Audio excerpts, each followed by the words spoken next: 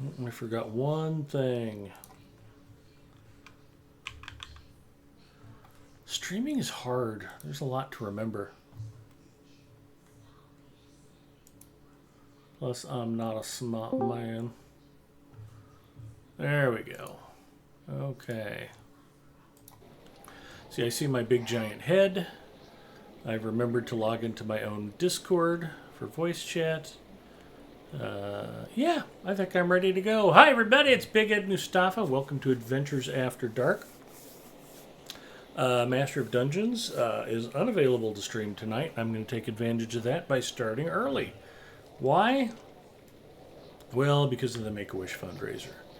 I figure the more time I get streaming, the more chances you have of, contributing to the fundraiser. It's good and good for us. I feel good about helping Make-A-Wish. You feel good about helping with the fundraising. Everybody wins. We are moving right up there. I'm at just under $500 raised so far. Really appreciate everybody's generosity and support. It is cash for a really terrific cause. And I think I want to do the Great Hall tonight.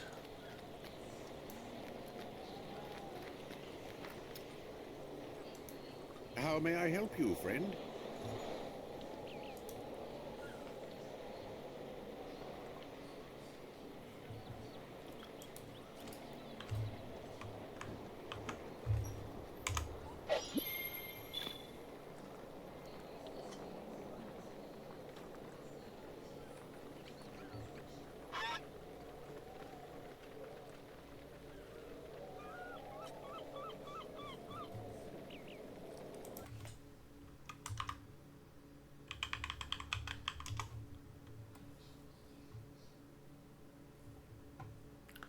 Rejuvenation potion times 5.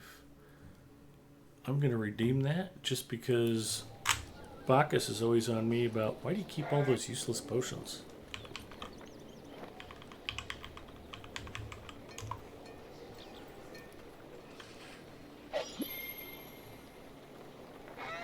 I figure if it'll bug Bacchus, it's worth doing.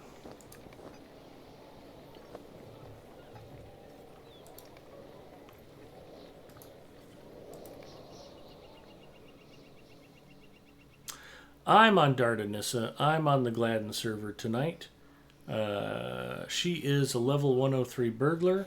She is working on Dol Amrith armor, just because it usually looks pretty cool. I don't know, I've seen the burglar suit before, so this will be fun.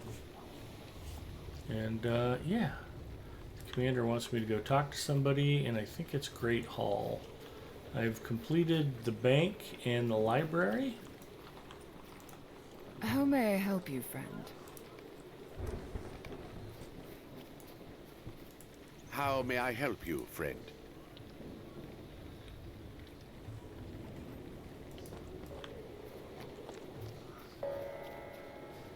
And here we go.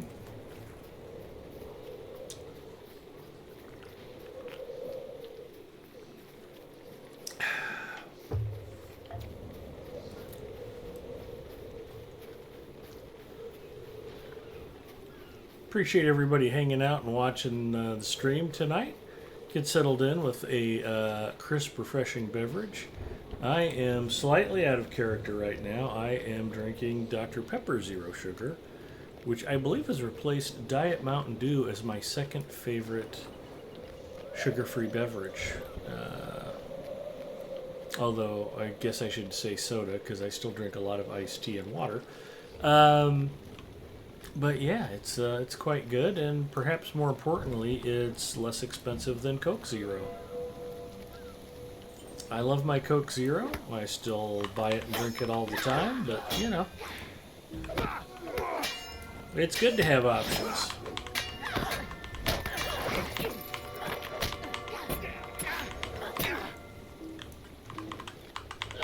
Die, villainous scum.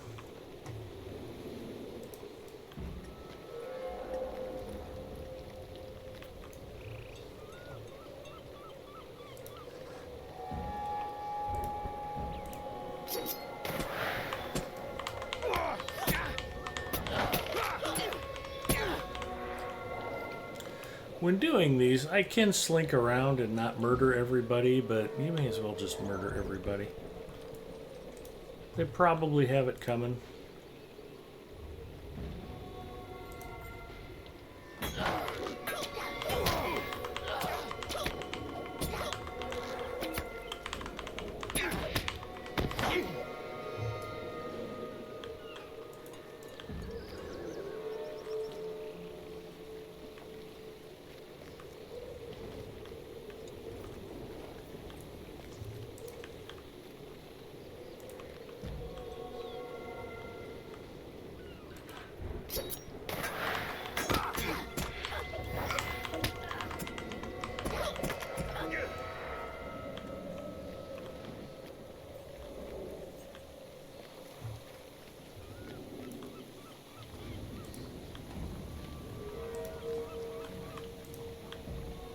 You three are going to have a bad time.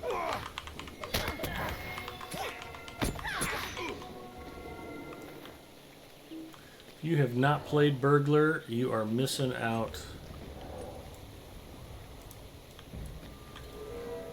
Burglar is one of my 15 most favorite character classes in all of Lotro.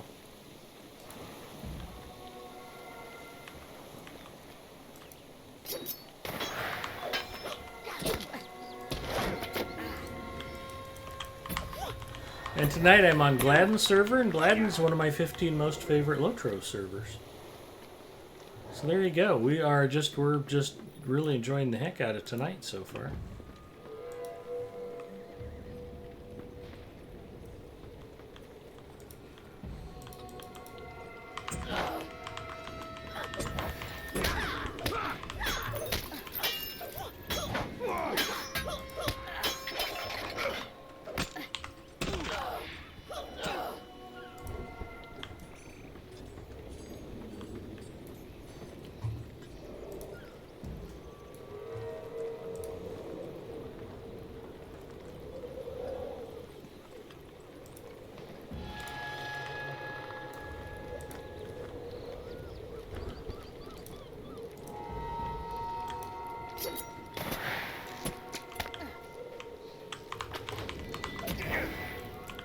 Crowd control for the win.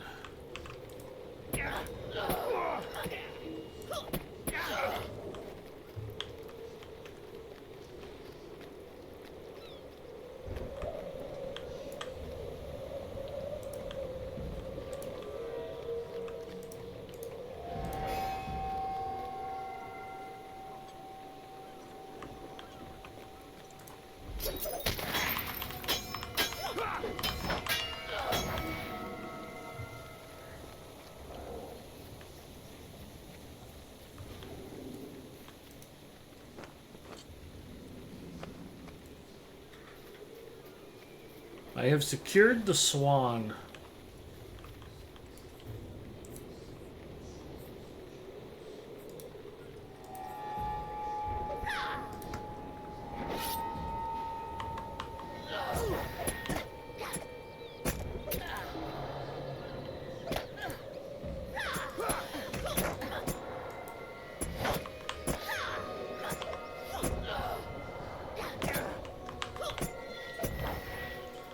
I have secured the woodcutter.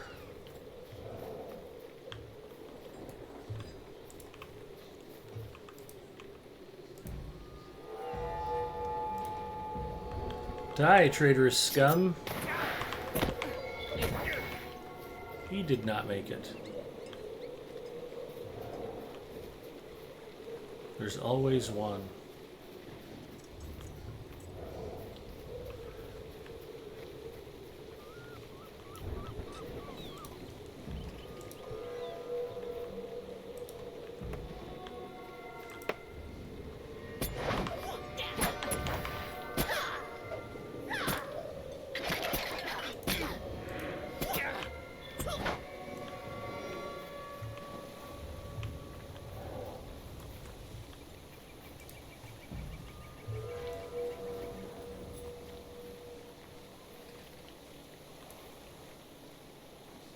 Just glad I haven't found a traitorous swan. That would break my heart.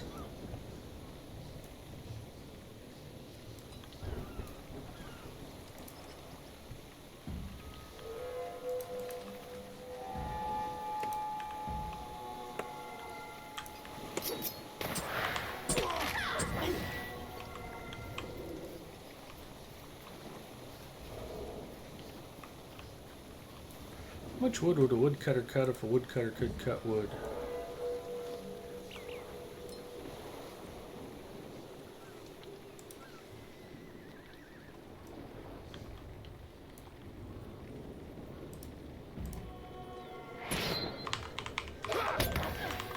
These guys need to stand just a hair closer together.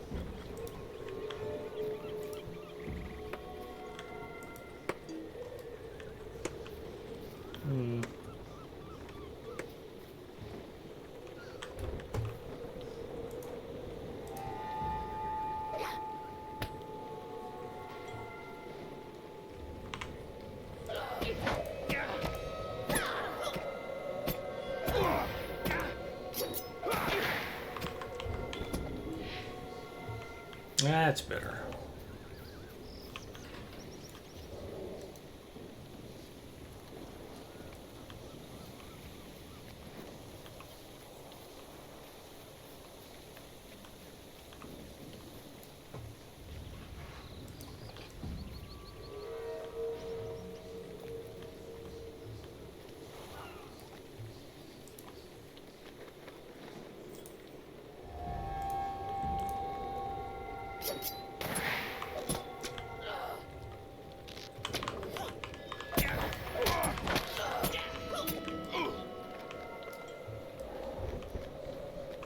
Man, it's like the Corsairs are multiplying. I thought I had the site about all cleared out, but there's just more and more of them. They just keep coming.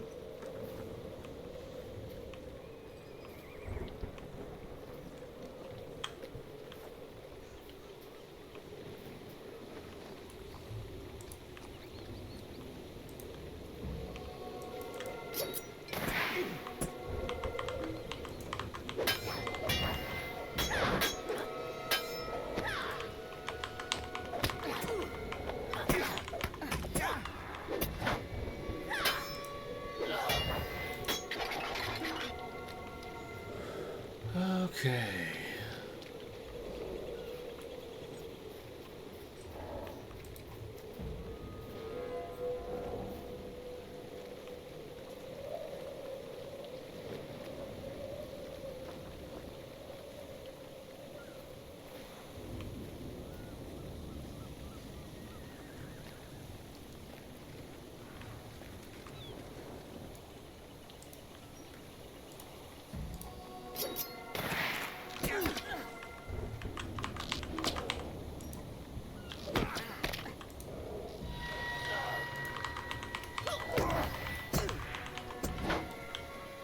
That's just a little way of saying, hey, why don't you chill out while I murder your friend real quick.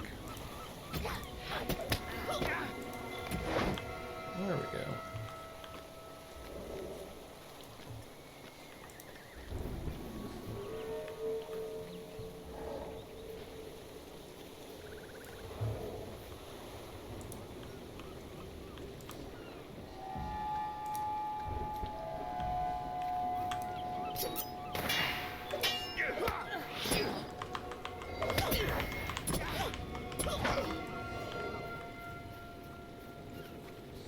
They did not make it.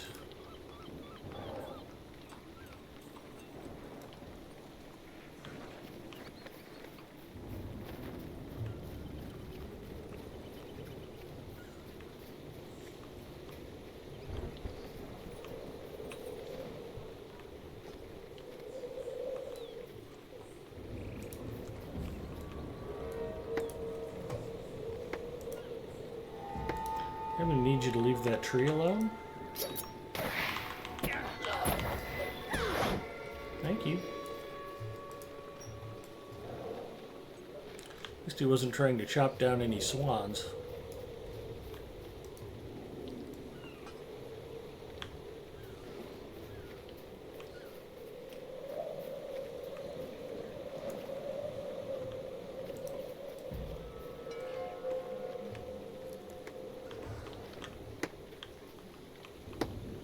Dang it.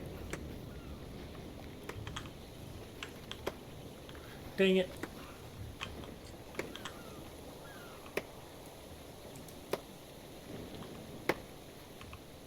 There we go.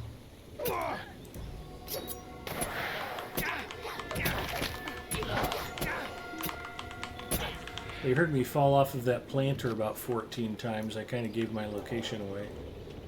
That's alright.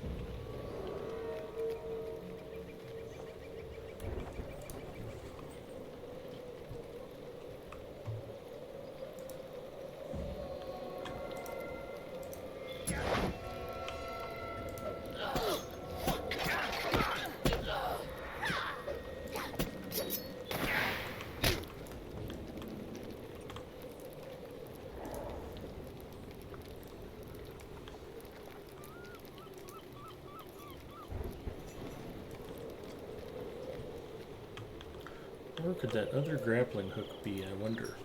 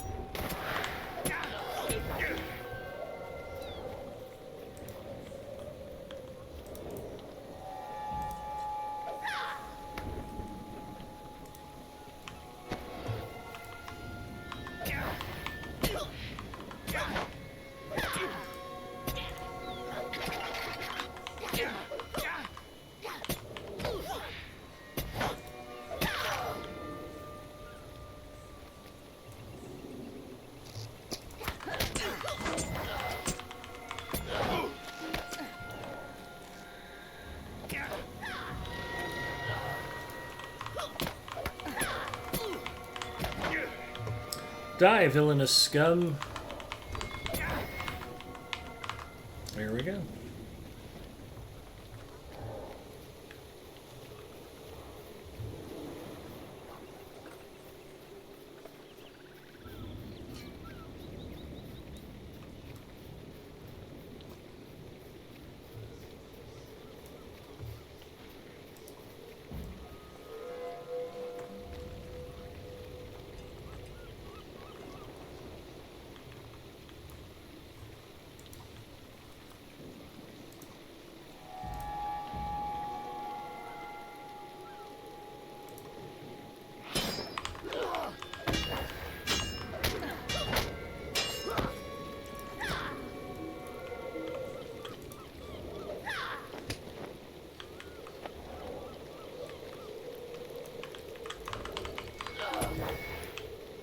He was going to be really disappointed if he was going to go looking for help anyway. Alright, let's see what's going on inside the hall.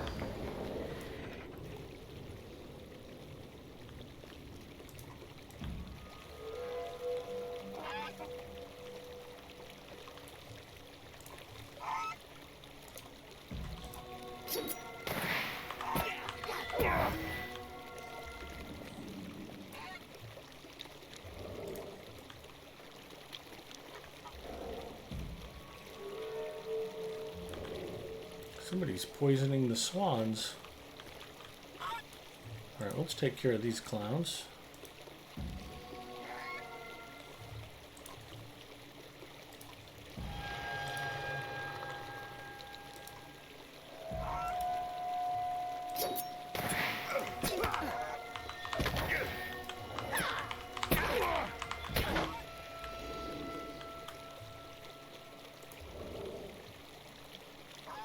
Don't poison the birds.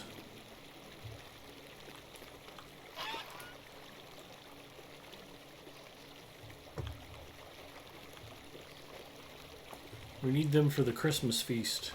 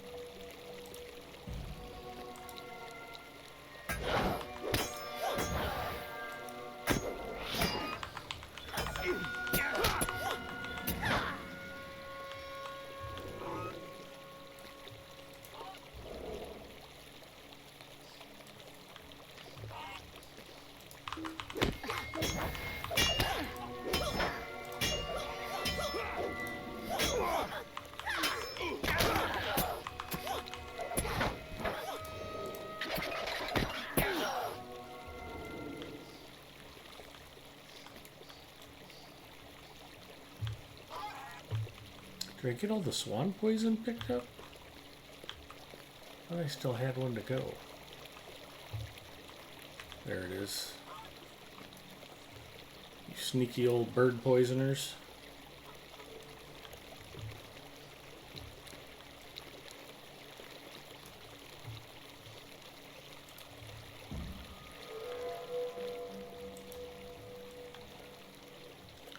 I think I need to go murder some vandals, and then I can go take out the boss.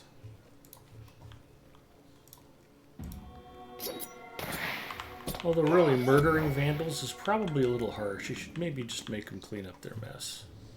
As long as they promise not to do it again. If they show remorse, I think that's the key.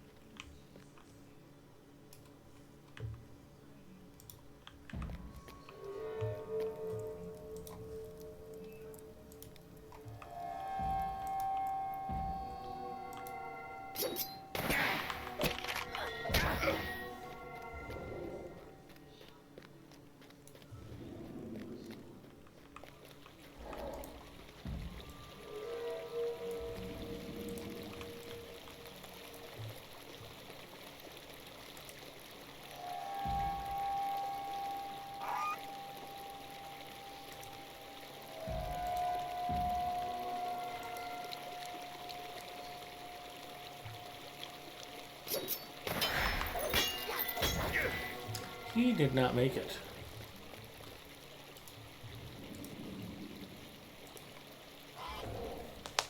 Let's see if I can get another piece of armor yet.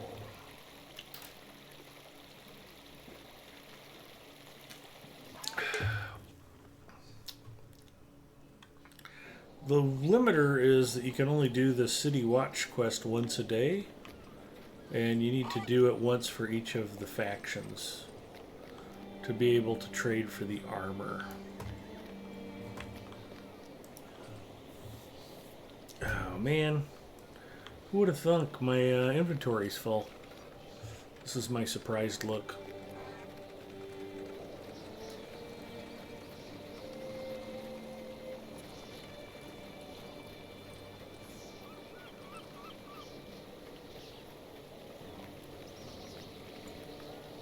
$32 silver coins of Dol Amrith.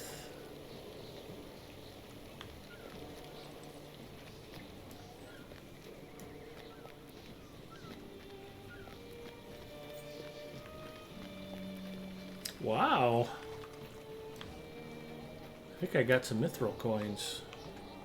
That'll be super cool. What do I have a lot of? Shattered hatchets. Shattered hatchets, shattered hatchets. Alright, let's turn in a whole bunch of shattered hatchets then.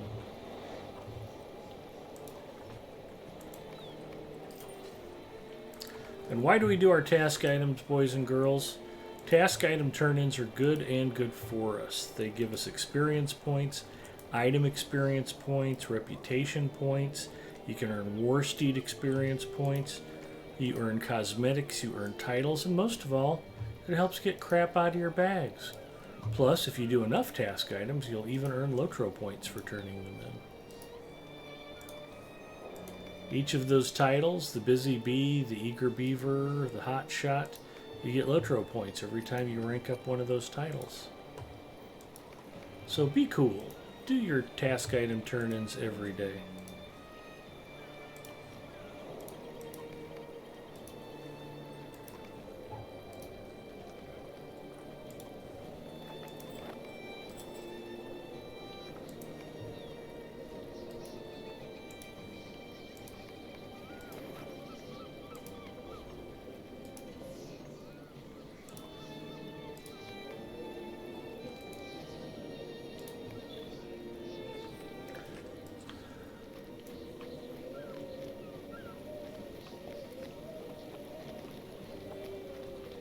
And now I've got 2 more pack slots open, but I'm still full.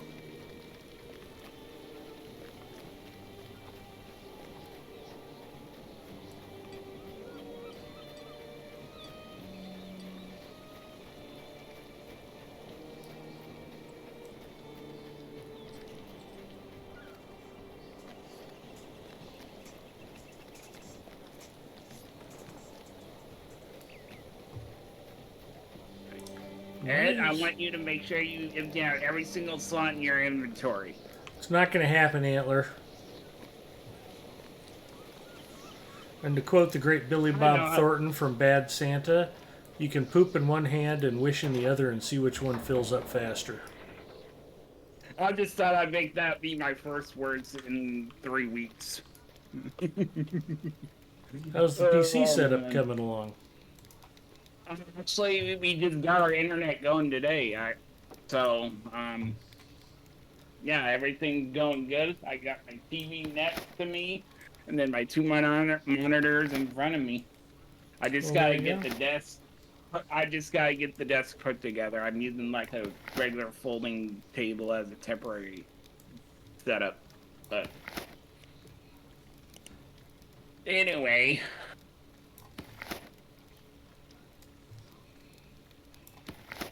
How's the? It looks like you're kind of doing all right on your fundraising.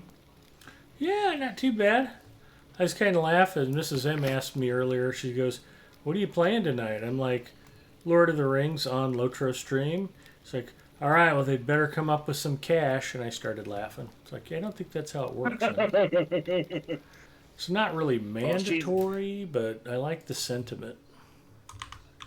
She's a wife. She can smell when there's money involved. Yes, she can. Which that is a good prompt for me to go out, capture the fundraiser link, and drop it into chat.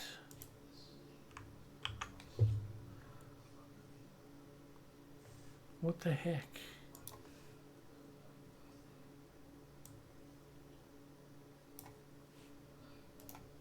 Mm-hmm.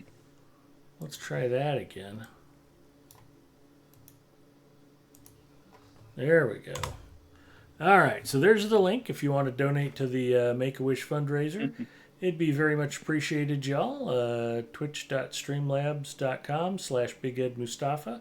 I do collect the money directly, and then I have discretion as to where I apply it. Last year we raised a little over $2,000. I spent $1,000 on raffle prizes, including the PlayStation 5 that we gave away. That was very fun. People were pretty excited about that. We also gave away a full ready-to-fly remote control airplane package with radio, batteries, charger, everything included. Turned out I actually bought the same plane for myself earlier this spring. It's that Carbon Cub that I posted pictures of in my Discord chat. We gave one of those away for free. I paid $300 for mine. We gave away a men's trail bike. We gave away some gift cards to Hobbytown. A bunch of cool stuff. But the raffle prizes, we took that $1,000 worth of raffle prizes and sold about $2,200 worth of raffle prize tickets. So we used the money to double the donations. And then I took another $1,009 that we had, donated it directly to Make-A-Wish on behalf of the Omahawks RC Flying Club through my work, and my work matched $1,000. So we were able to take the other $1,000 and double that as well. And of the $7,500 that the club raised for Make-A-Wish last year, Twitch viewers were responsible, at least indirectly, for over half of it. You guys helped us raise over $4,000. The club still had to sell the raffle tickets, and my company was nice enough to match that $1,009 that I donated through them. But yeah, it was a huge benefit, and it resulted in the second highest fundraising level in the history of the air show. And the only reason we were higher the year before is we were able to sell raffle tickets at $50 a pop, and the winner for the special raffle won a ride in an actual P-51 Mustang from World War II. The commemorative Air Force had a P-51 Mustang called the Gunfighter that was hangared here locally, and they donated a ride in it for the 3 previous years. And then after the air show 2 years ago, the caretaker for that plane moved to Florida, and it's now hangared somewhere down in Florida. So we don't have that available as a fundraising tool anymore. You guys pitched in, helped fill that void, and it made a huge difference. So the last 3 years alone, the Omahawks RC Flying Club has raised almost $25,000 for Make-A-Wish. I've been manning the air show. I've been the air show director for the last 15 years. And when I first took over the show, we were only doing about $2,200 a year. And I was like, man, this is way too much work. We're doing $10,000 worth of work. We need to figure out how to get $10,000 worth of donations. And slowly but surely, we've improved the air show, built up our fundraising abilities, and just put the extra work into it so that we can contribute more and more money to Make-A-Wish of Nebraska every year. And you guys were a big part of it last year. Antler, who's with me in voice chat, you were at the air show. Yes, I was. Not going to prompt you. Just tell the people what you saw and what you thought of the whole thing. It was interesting. I mean, it was my first show in a very long time, but yeah, it was interesting. And I get that you're not a model airplane guy yourself, so you might not have been quite as enthusiastic about it as, a fellow RC pilot might have been. But, Nope. yeah, how many people do you think were in the park? A lot. I could tell that there was a lot. 50, 75? I would say around there. I mean, I didn't exactly get exact, numbers. All right. Well, you weren't there to take a head count, but we typically get anywhere from 1,000 to 1,500 people through the park over the course of the day. We get some pretty big crowds. I'll go ahead and roll a video so we can see that. But what was your favorite part of the air show, other than getting to listen to me drone on and on the PA system? I guess just going out on Labor Day, I guess. Just getting out of the house and doing something? Yeah, I guess that's usually the best excuse. Nothing wrong with that. I gave Antler a very hard time 2 years ago because I was talking to him after the air show, and I was like, hey, what did you do on Labor Day? He's like, nothing, stayed home. And I was like, because I'd been talking about the air show 2 years ago. And I mean, it's a big production. I've got it scheduled to where we've got different flying segments going on every 5 to 10 minutes. We've got turbine powered jets. We've got these big, cool model helicopters that are flying around. We've got the guys doing aerial combat. It's a pretty cool production, if I do say so myself. And then to end the show at 4 p.m., we have an air ambulance and the Omaha police helicopter both come in and land on our runway in the middle of Standing Bear Lake Park. And they park the aircraft, and the viewers who stick around with us till 4 p.m., they get to go out, walk around the aircraft, see it up close, touch it, talk to the pilots, ask questions. It's a lot of fun. It's a great event. And Antler's like, yeah, I just stayed home. And I'm like, dude, you live 10 minutes from the park. It would have taken you no time at all to want... Why? And so for a year, we verbally abused Antler in my channel about not going to the air show, to where he kind of got browbeaten into having to come out because I think he was afraid not to last year. But I got to meet Antler's mom. That was super fun. What did your mom think about the air show? Do you remember if she said anything? She just, so that sort of thing wasn't her, wasn't her thing. Oh yeah, again, I wouldn't expect your mom to be super enthusiastic about Yeah. model airplanes, but it's just a fun day at the park. The air show's free. Yep. We raise money by selling concessions, by selling raffle prize tickets, and just by passing the donation bucket. People can come Mhm. out, enjoy a great day at the park, and not have to spend any money if they We don't got to want to. finally make you. We got to finally make you unlock Mad Maggie too. Yeah, I had created a number of punishments for myself if we hit different fundraising goals. I had to play and stream Apex Legends as Mad Maggie as the only legend I could play. I think I did that for 10 straight hours, if I remember. I hate Mad Maggie. I actually quit playing Apex for a full year when they announced that she was going to be the new legend. It was right at the end of season 11. I'm like, nope, I'm out, not going to do it. And the only reason I went back to playing Apex Legends was because of the fundraiser. I made that one of the fundraising goals, and we hit it. So I went and played and streamed as Mad Maggie. I think Looks like you may. at a Looks like thousand you may luck dollars. out this year. Well, I wouldn't call that lucking out. I'd rather go ahead and have to take my punishment if it helps out the cause. But I remember having to sail the USS Omaha for a very long time in World of Warships.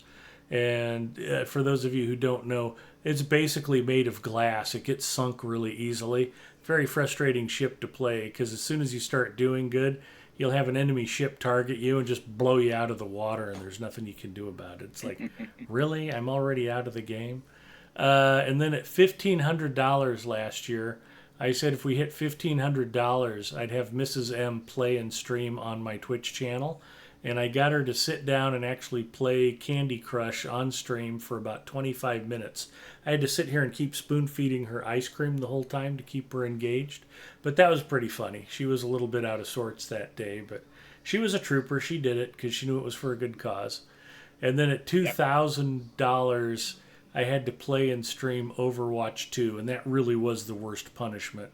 That's a horrible game. I didn't enjoy a bit of time playing it.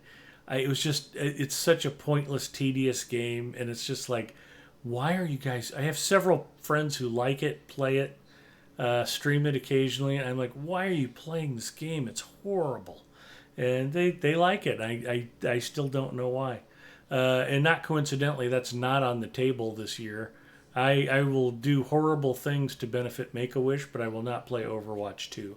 So at $1,000, I'll do a Mad Maggie stream again. At $2,000, I will do an entire World of Warships stream sailing only submarines. And submarines, for those of you who don't play that game, they're hated by all of the players. If you play a submarine, you'll instantly get targeted and hunted down Oh by yeah. everybody on the enemy team. They make it their mission to destroy the submarines as quickly as possible. The only possible benefit is if I actually do a whole stream sailing nothing but submarines, I'll at least probably get better at sailing submarines. I don't even have one unlocked right now, which is one of the reasons why I'm hanging on to my credits in World of Warships. So if I need to, I Okay. can unlock a submarine or two, but wouldn't look forward to You can that. only have one submarine on each team, right? For random battles, I've seen 2 submarines before. Like for operations or something. Oh, operations. The operations we sail, there's a special operation called Wolfpack that's submarine only, and then there's no submarines in any of the operations we normally sail. Okay, I was gonna say maybe we could. Well, I don't have them. Maybe I don't know who else had submarines, but I know get Gipio a team does, of and I some. think Tower may have sailed submarines. And I joked Maybe one get a time that group. I said we all needed to get submarines so we could sail Wolfpack, and I think Zoid liked the Oh idea, and yeah, nobody else did. yeah. I find that to be an interesting idea. It's a horrible idea, but okay. Anyway, so at $3,000 this year, I will do an entire stream on Lotro Stream drinking nothing but Diet Pepsi. As most of you know, I am a Coke Zero Why don't you take it a enthusiast. step further? I don't like Pepsi's Diet Pepsi, and I've said I wouldn't wash my feet with it. But I'll drink at least 2 liters of Diet Pepsi on Lotro Stream if we can get to $3,000. At Why fourth, don't you take it a yeah. Go Why ahead. don't you take it a step further and do Diet Mountain Dew? Well, I like Diet Mountain Dew. I just don't like it as well as Dr. Pepper Zero Sugar anymore.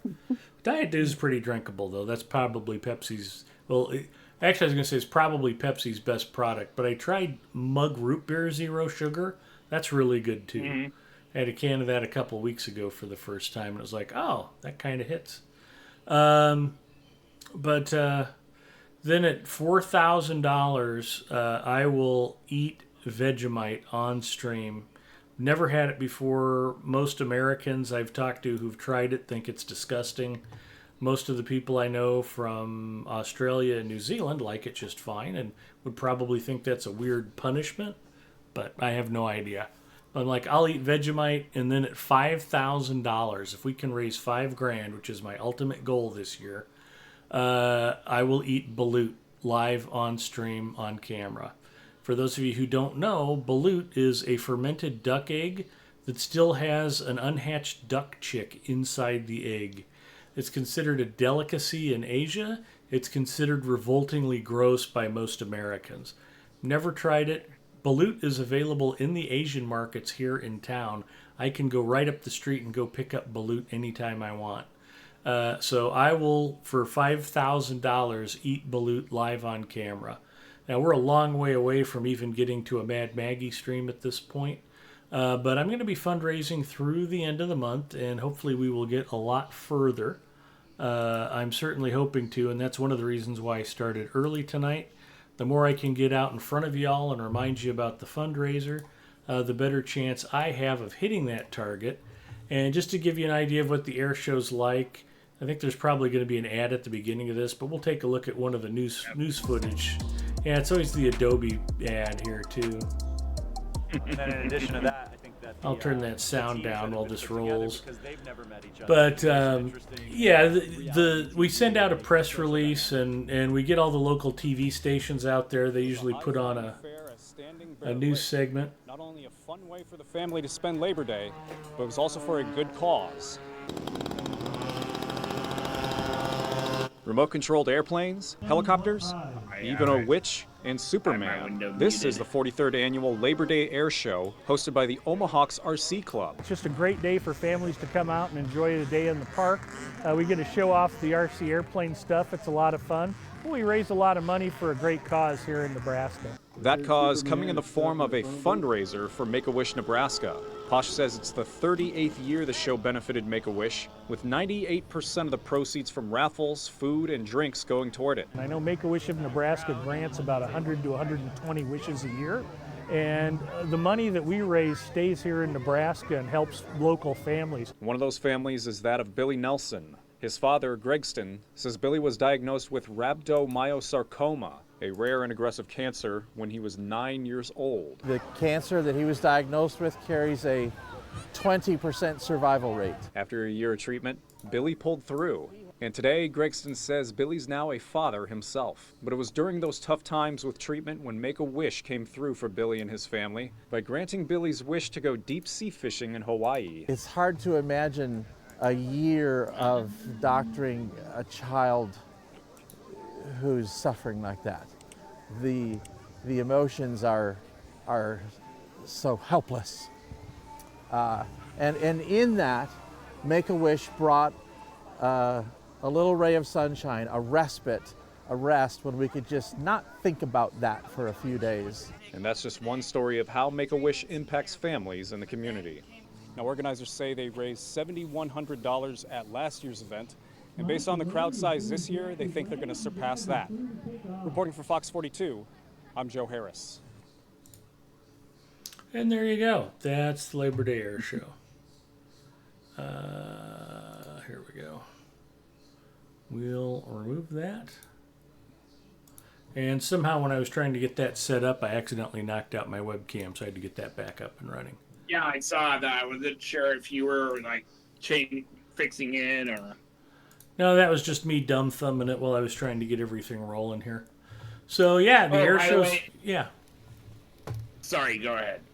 Oh, I was just gonna say. So anyway, that's the air show, and it's a lot of fun, and we enjoy putting it on every year. And it's a good cause, and hopefully everybody gets a chance to contribute.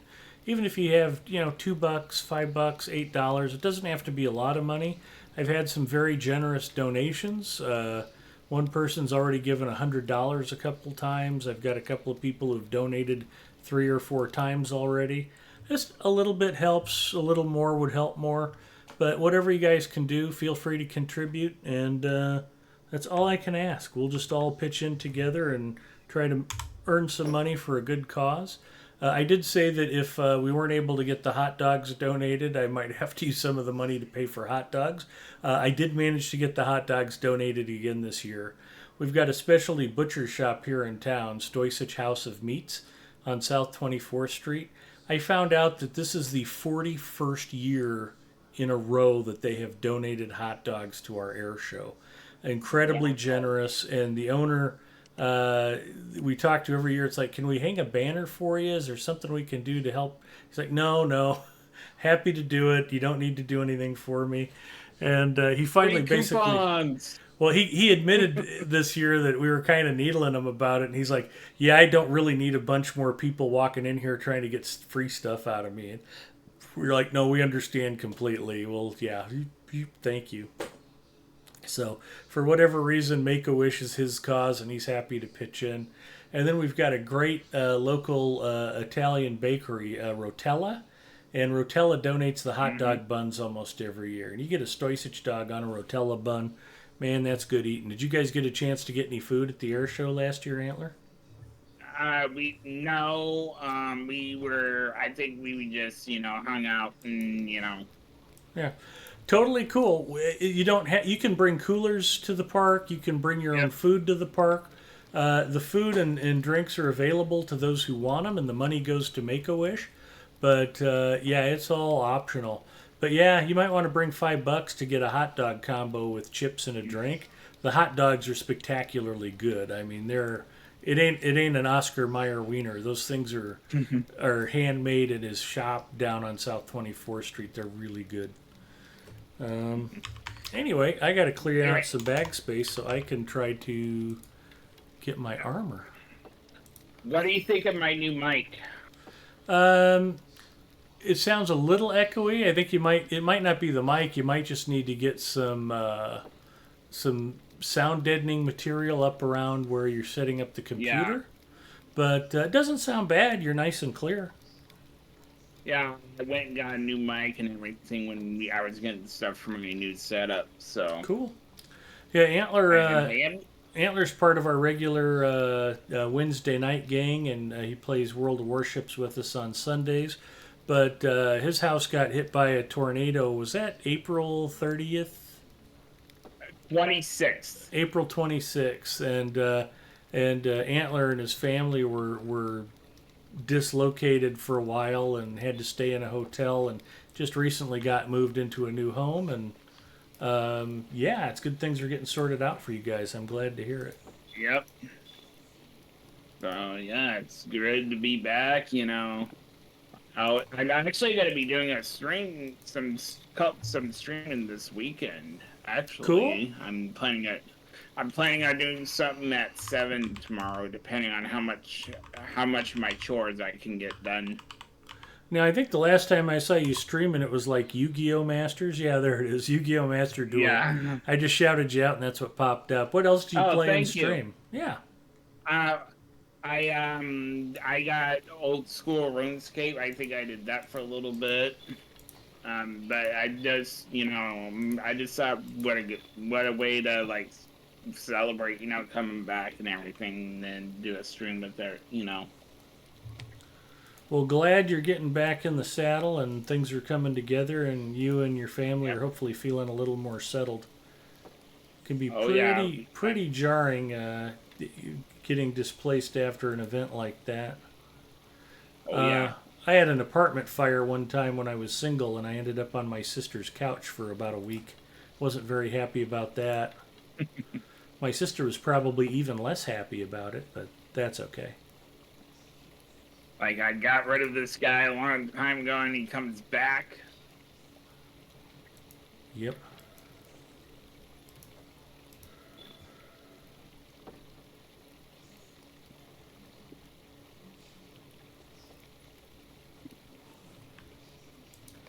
All right, we've got some pack space. Let's see if I can get some armor.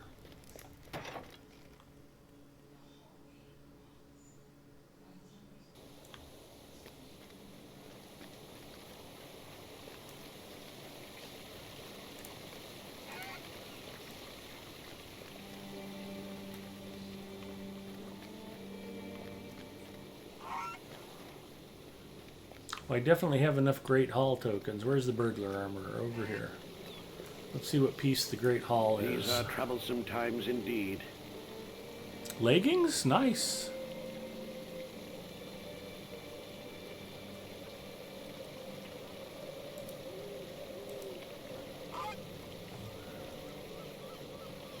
And these are a big jump up from what I was wearing. The ones I had aren't too bad, but these are better in literally every aspect. Better armor, higher buffs. Yeah, good stuff. Higher bonuses in literally every trait. So I'm going to look all spiffy and coordinated in a matching outfit again soon.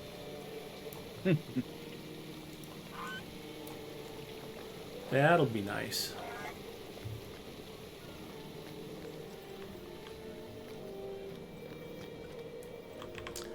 So let's check the old reputation here. And done with the Great Hall, done with the library. Mason's Warehouse, Swan Knights I'm working on. I'm really close to being done with the Armory.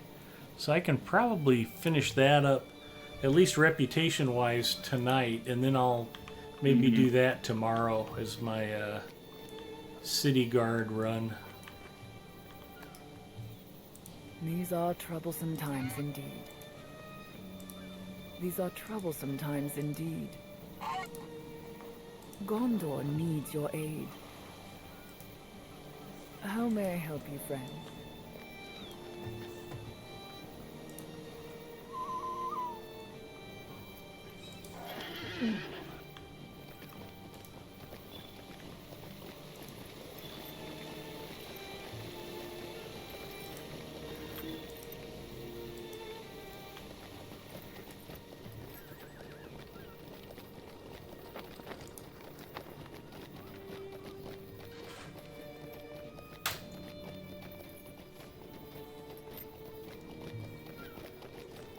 I've frequently mentioned Dol Amroth as one of my favorite places. Looking for Big Ed Mustafa? I'm Big Ed Mustafa. Who goes? Coming in with a follow here. Eco Gallon. Echo Galen, thank you for the follow. Glad you came by to check out the stream. You may have pronounced it better than I did, Antler. I don't know. I just took my best guess. Hello, Positively Evil, and welcome, Raiders. Hi, everybody. Welcome, Positively Evil. I popped into Positively Evil's channel the other day just as he was getting ready to end it. Popped in to say hi, and he was just finishing the stream. But glad you guys came by to say hello. Hi, everybody. Although you're coming in right after I just got done with my big Make-A-Wish fundraiser spiel, but that's okay. Yeah. For now, I'll just flash the link again. I'm doing my annual fundraiser to benefit Make-A-Wish of Nebraska. If you can contribute a couple of dollars, you can do it by credit card or by PayPal. Any generosity would be very much appreciated. And you just missed some fun show and tell. Antler, who's with me in voice channel, was at our Labor Day air show last year to benefit Make-A-Wish. Hello. Yeah.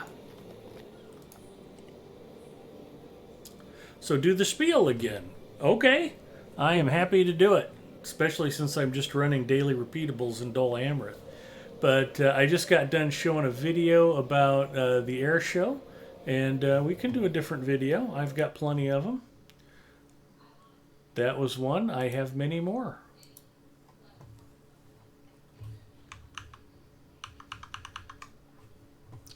Especially if I can show it to almost 40 new viewers who just popped in. Display capture. Pick the right monitor. Blow that up.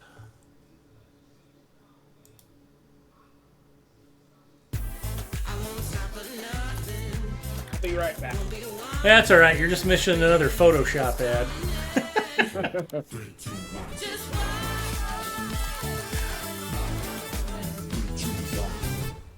A tradition takes off again over Omaha. The Omahawks RC Club hosted its 43rd annual air show. It was at Standing Bear Lake today. KTV News Watch 7's Matt Brown shows us how the effort helps raise money for children.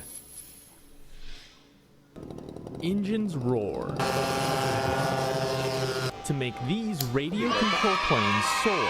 For the nearly 200 members of the Omahawks RC Airplane Club, taking to the skies is a common occurrence. But today is no ordinary day for these hobbyists. This is the one day where we've got a good opportunity to give back and just spend some time with the community in kind of an open house environment like this. The Omahawks annual Labor Day Air Show raises money for the Make-A-Wish Foundation. The event is in its 43rd year, and organizers say they have been able to raise more than $100,000 over the years. The money helps Nebraskan families like Dr. Nelson's. And he was 9 years old. My youngest son, Billy, was diagnosed with a rare and vicious cancer. Billy wanted to go deep-sea fishing in Hawaii, and Make-A-Wish was able to make that happen. All of the details, all of the pressure was taken off of the parent and just handled by Make-A-Wish.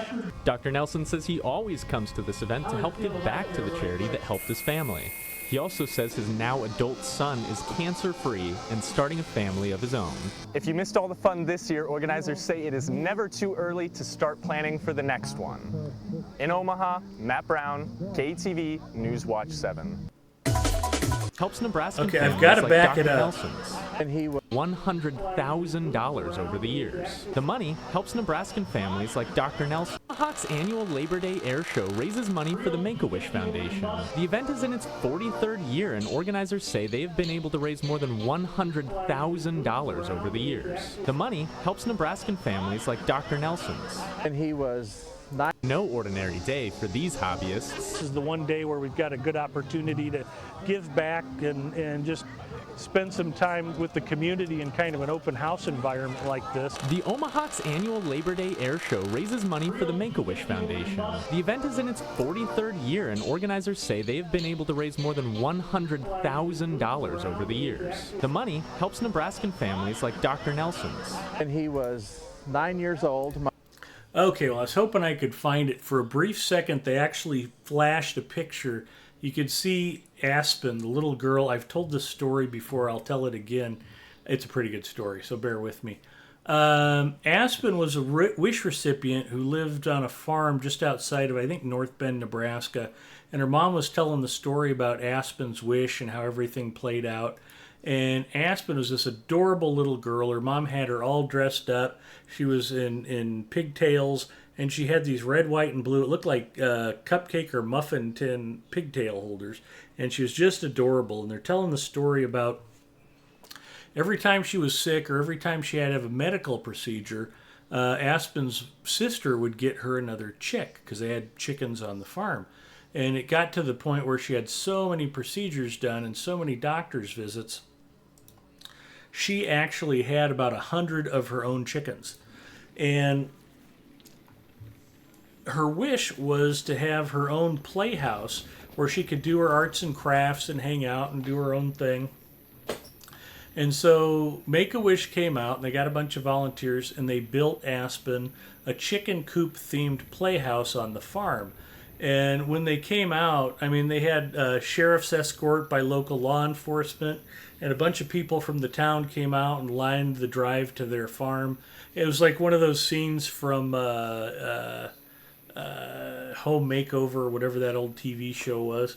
And Makeover, Home Edition. there you go, whatever it was with that Ty Pennington guy. And it was just a really sweet story. And I was like, well, that's just an incredible story, Aspen. And I appreciate you guys coming out to share that with me. And I have to say that not only was that a great wish, but it also shows that you're a very smart young lady. I said, if I were you and I had 100 chickens, my wish would have been for 100 bottles of hot sauce. I just made up the joke on the spot. There's probably 800 or 1,000 people sitting there in the viewing stands. everybody's laughing, right? The joke gets good response, except for Aspen. Aspen turns around and this adorable little girl just looks at me and gives me the evil eye, like, if you ever threaten my chickens again, fat man, I'm going to gut you. And it was pretty funny. I will remember that for a long time. Aspen did not like me joking about getting 100 bottles of hot sauce to help clean up her chickens. Never mess with the little girl's chicken. I love chicken wings. It was going to happen, so it's probably a good thing I don't remember exactly where their farm is. But that's one of the cool things about the air show. You get to meet some really cool families and hear some incredible stories of people. And I'm going to go back and take a look and see what that last donation was. Old Man Glasses Activate. Oh, by the way, I told you I walked away to get a snack, and then I came back and I was being attacked. That looks like Egarther's coming in with a very generous donation. Egarther, I very much appreciate it, sir. Thank you. And hopefully you're up for some questing tonight. Yeah, Egarther, get in here. So Egarther came in with some money for Make-A-Wish, and if you want to join him, just hit the link.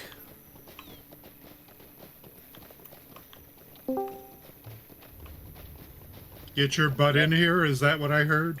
If you're available. If you take any orders from Antler, you'll be the only one.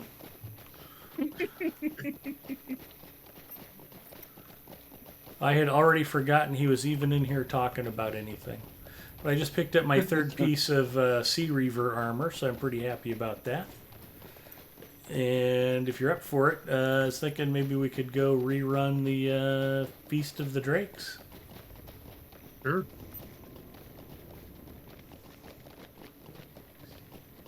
Trying to get finished up rep with the armory here. Yep.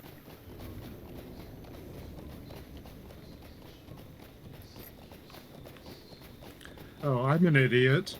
I forgot that I got the Return to Dol Amroth as well as the Sail to Dol Amroth. Mm-hmm. So I have both options now. I've been using the Sail to even when it was massively inconvenient. It's not massively inconvenient. It's not like it's a long run from the docks up to the main area. I guess you forgot you were a mariner. That's okay. One thing I did want to mention to all the people who came over from Positively Evil's channel as part of the raid, the reason that air show is tied together with my fundraising efforts here on the stream is last year we were able to use the money that we raised, almost $2,000, well, more than $2,000, and through the air show we were able to multiply that. I bought $1,000 worth of raffle prizes that were given away to ticket buyers, but we sold over $2,000 worth of raffle tickets. We gave away a PlayStation 5, we gave away a complete ready-to-fly airplane package, and then another $1,009 that we didn't spend on raffle prizes, I was able to donate to Make-A-Wish on behalf of the Omahawks Labor Day Air Show through my company, and my company matched $1,000. So we were able to take everybody's $2,000 in donations last year and make it just over $4,000. And with everybody's help, the club was able to give a check for $7,500 to Make-A-Wish. We sold an additional. Is that big check? Yeah. Check that's right behind you. Yeah, it's right behind me. And I've got cordless headphones now. I can actually reach back and grab this sucker. I broke my Sennheisers, which were more comfortable, but you guys are probably just getting a good look at the back of my chair. That's true. And now it's too close, but that's okay. At least it's covering my face. Hopefully you guys can read that. There we go. But yeah, they let me keep the presentation check there. But like we said, I've been doing this for about 15 or 16 years now as the air show director. Poteen says, more amazing stuff I see. Hi, Poteen. Welcome. Hello, Poteen. And I would be remiss for not shouting out some of my other streamer friends.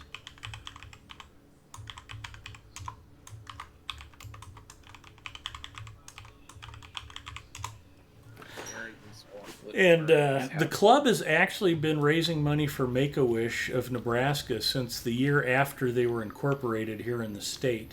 This is the 40th year we'll be raising money for Make-A-Wish of Nebraska. They've only been incorporated for 41. Our RC Flying Club is the longest continual donating organization to Make-A-Wish of Nebraska, which is pretty cool. And the amount of money that we've raised for them is to be honest, it's pretty penny ante. We raise enough basically for them to grant one wish, and they grant about 100 to 120 wishes per year. There's a lot bigger fundraisers who donate a lot more money than we do, but they have told us that our little RC Flying Club was instrumental when they were first getting started, raising awareness about them. And because of our air show and because of our initial publicity efforts, Make-A-Wish was introduced to a lot of other organizations and a lot of other fundraising groups, and we helped them get going and snowballing into a well-funded concern here in the state. So that's pretty cool.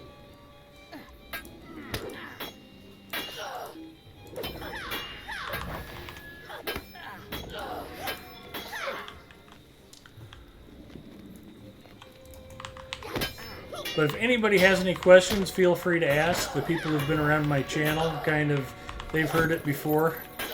But it's a great cause. It's a fun event, and I appreciate everybody's help raising cash and raising awareness.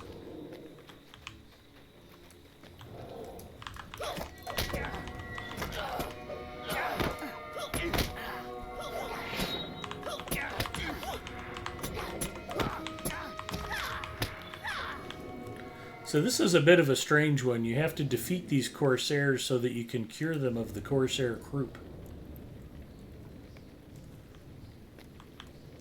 You heal them by stabbing them, apparently.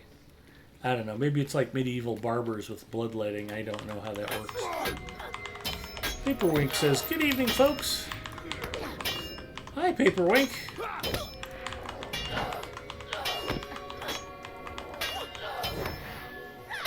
How did I screw up shouting out positively evil?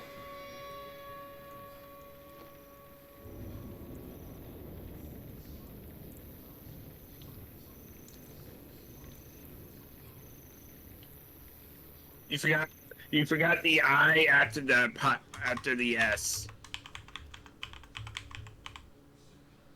It's POSITIVELI, evil.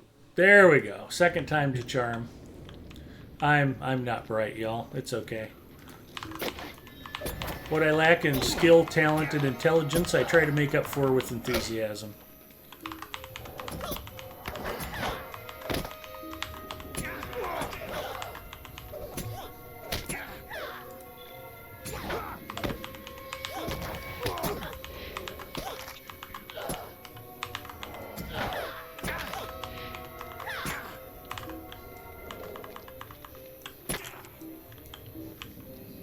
How is he still alive? There we go.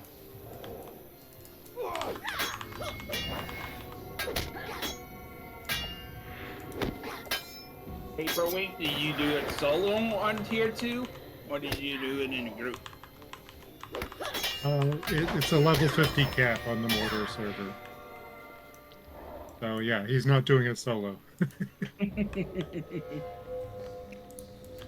It's always fun to finish the rift, especially if you manage to not pour it away in the middle of the fight. Nars speaking. No, that wasn't Nars. Oh, right, that was Nars Peak. No, I was went to thinking Gath of Forthner. getting locked out. I did that too. I was like, what's this bit of lore they're referring to? And then I missed the doors opening. Still, it was quite the fascinating wiki entry. Breaking of Gorodrim. Next week is Tier 3. Awesome.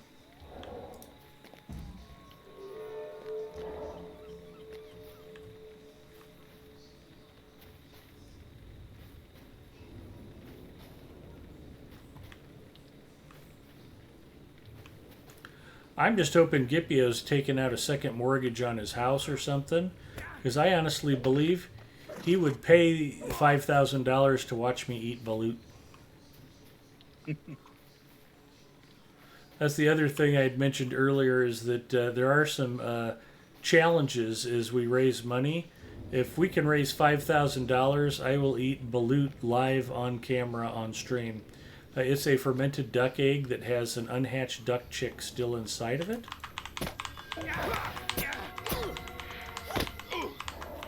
Oh, I don't have to do this one. Good. That is a Great Hall quest and not a armory quest.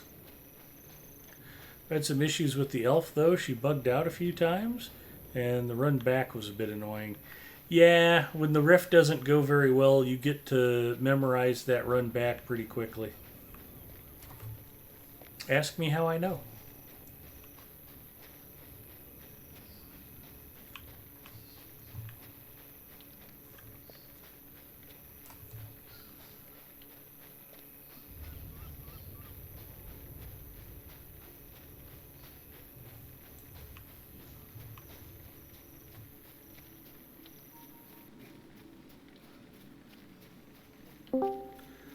Forbin Kid says, how do you know? Because I screw up the rift a lot. And in all fairness, Forbin Kid didn't really have to ask.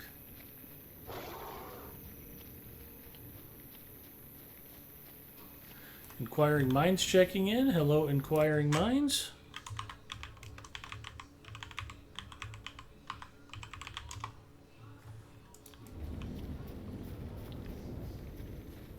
I managed to catch Inquiring Minds stream last week live for the first time. Like, I'm usually slaving away at the salt mine when she's streaming, so that was nice to catch.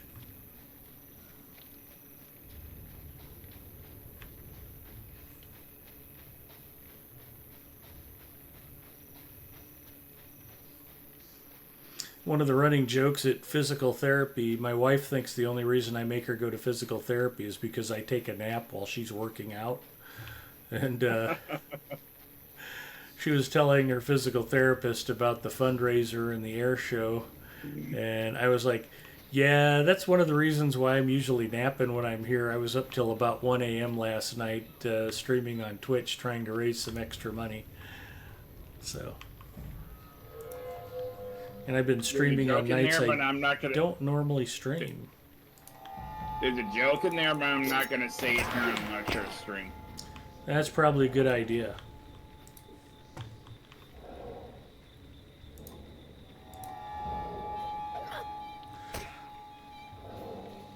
Hey, where is this?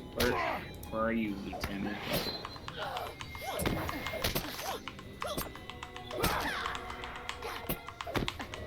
Oh, it was my pleasure.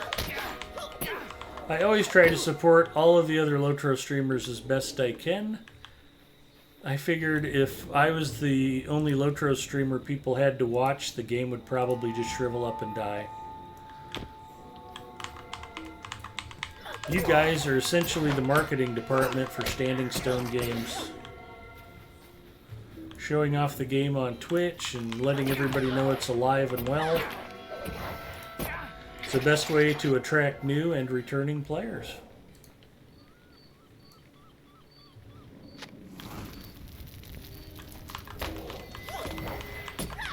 And I have a responsibility to prove that any idiot can play Lotro free to play because I'm any idiot. You are that idiot. I am the idiot that proves the rule.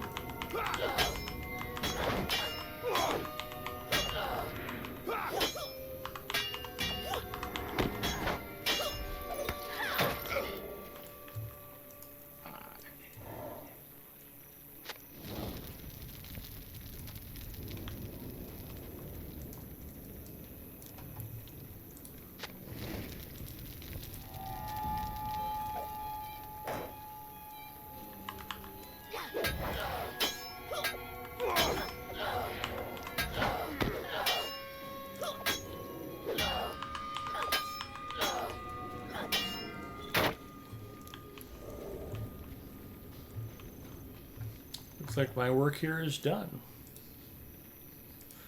Forbid Kid, you want to go do Feast of Drakes with us? Drakes are delicious. Absolutely. And not surprisingly, Almost as they much taste as like chicken. almost as good as balut. Have you had balut? Nope. Okay. You were supposed to say, of course, you'll love it, Ed. It's delicious. Well, if I said that, you'd take it off the challenge list, wouldn't you? No. What was that horrible fermented canned fish that we were talking about that's from Scandinavia? Starstrum something? Yeah. Starstrumming? Yeah, I can't pronounce it.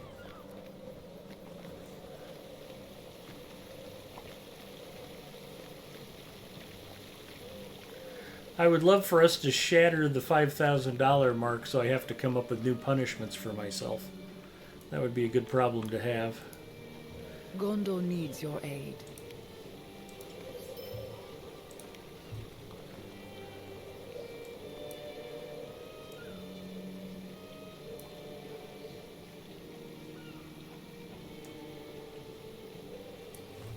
Get some invites sent out.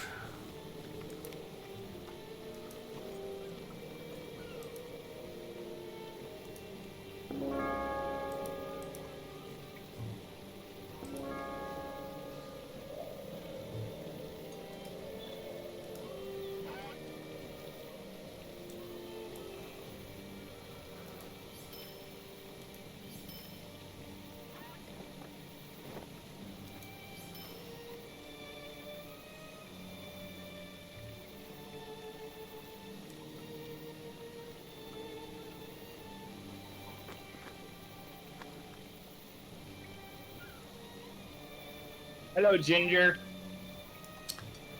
Ginger checking in. Hi, Ginger. And Steel Savage says, how do you get bigger bags? All you have to do is rearrange your bags. There's a little tool here that lets you edit them. It looks like a little gear. And your pack slots are movable. So you can have 6 little bags, you can have 3 medium-sized bags, you can have 1 giant bag. And for me, I like having 1 giant bag. If you click the edit thing again, the bags that have slots in them will be visible, and the ones that don't have slots in them will go back to being invisible. Hello, Potton. Ponton Finberry checking in. Hi, Ponton.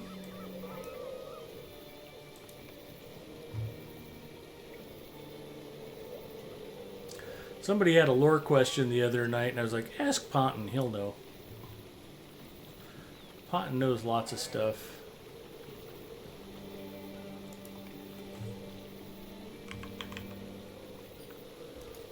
Sell those.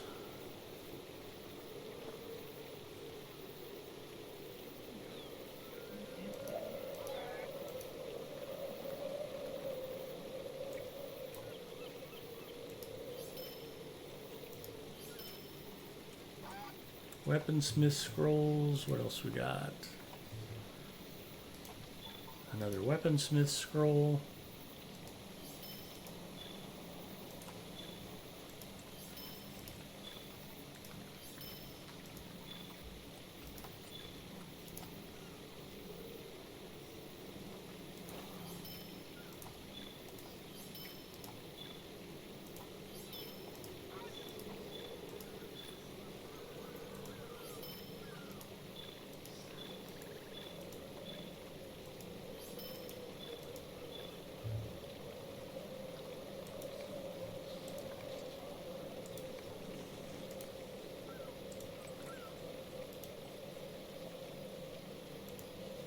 These are troublesome times indeed.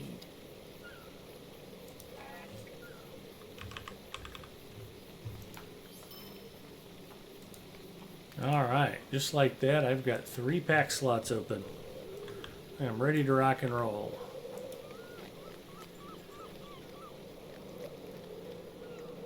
would have answered if maybe I was around and knew it. I'm trying to think what the question was. It was, I think something about who married whom, or I don't remember. Feast of Drakes is the warehouse. What did somebody ask? Because I know I was watching it either yesterday or Wednesday. What didn't somebody ask who was king after Thorin?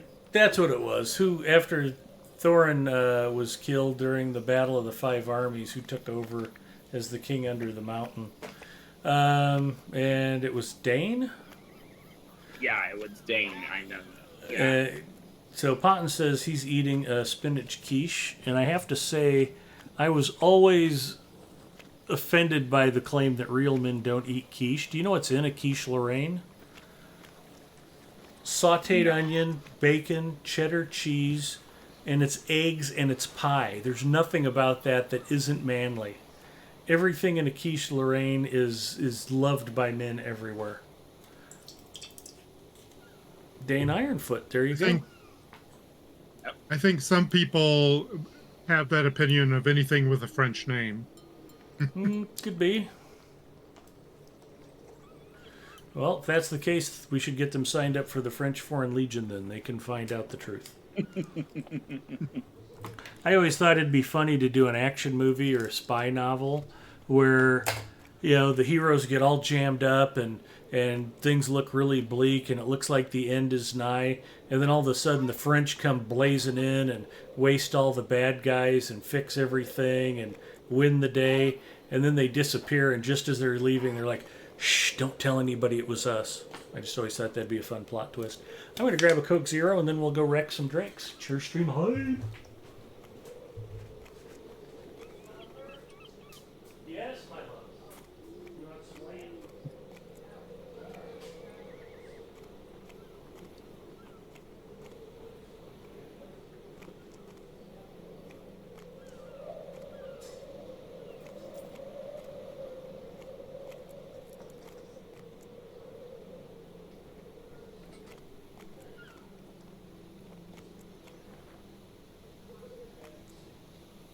Hey Arthur, is that you still riding on your horse next to Ed?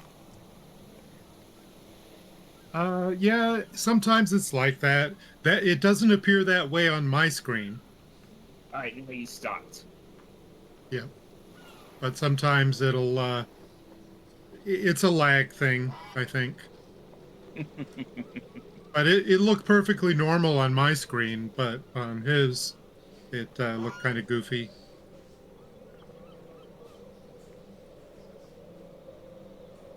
And I think I'm on the silvery goop horse. Yeah, I leave silvery goop footprints.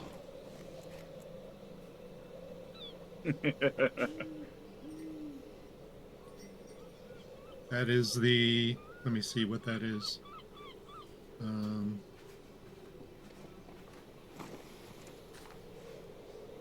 Oh, wait. No, that must be a Warsteed appearance that's doing that, because I was on a Warsteed.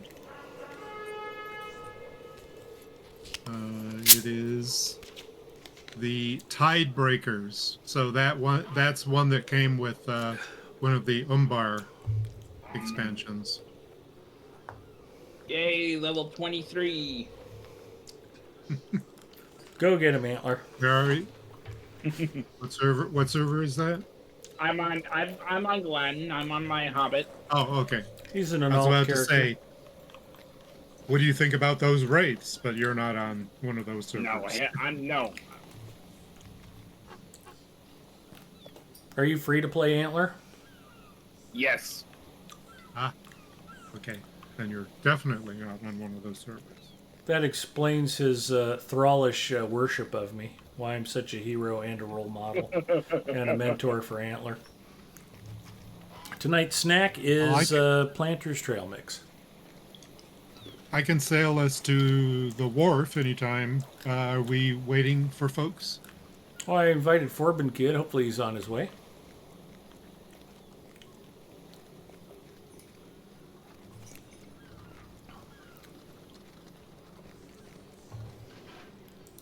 You want me to try to heal?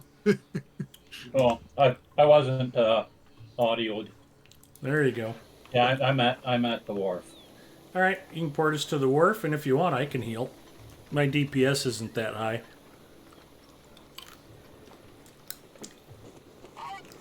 Plus, I don't think I've run yellow line since I retooled. That's what she said. Yeah, I don't think you're using that right. Probably not. That's what she said. Exactly. This is me sailing. See, I'm a sailor. Can't you tell?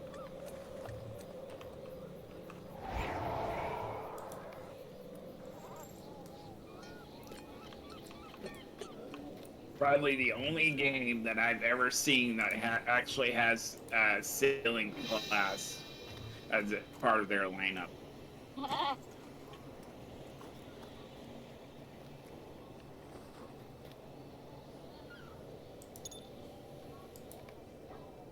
Do we have to wait to take the rowboat out, or can we go anytime? We can hop right on it. Anytime.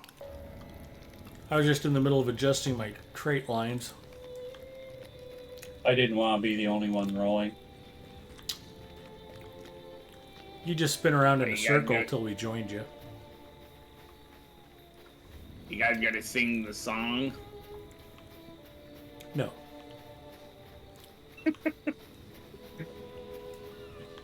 You didn't even ask what song, just plain no. Exactly.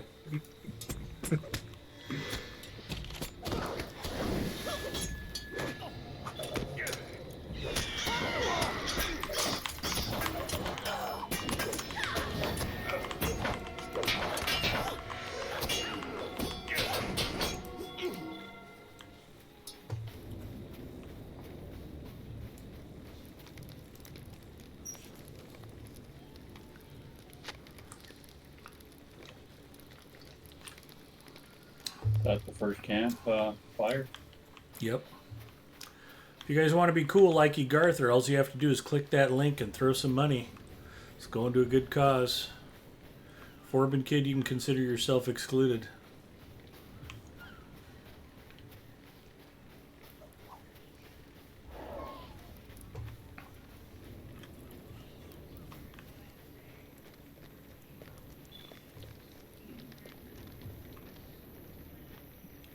You guys aren't going up to the platform? Yeah. We can just do it in any order, I think. Fair enough.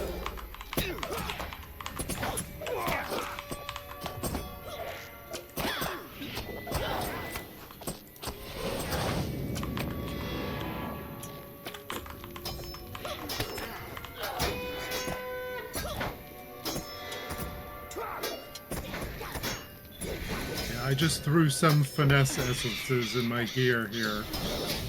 Hopefully I shouldn't miss those CCs all the time. A little battle lore force.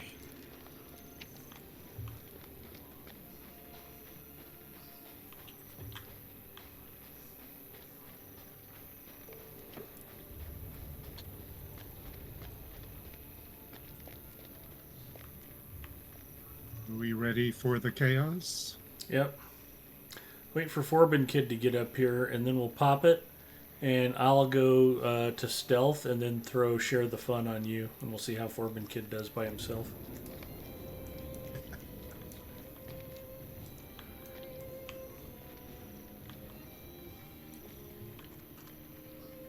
I've got strength. I'm okay.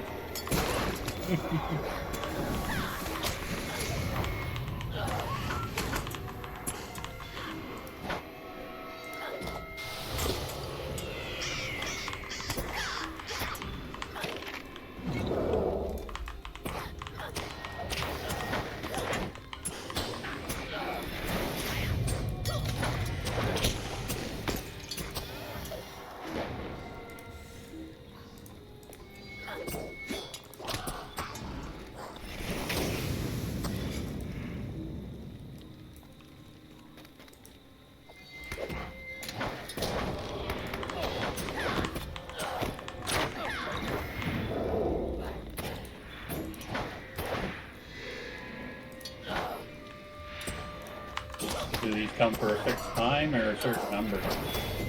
It's a certain number. I think if you don't kill them fast enough, they just stack up.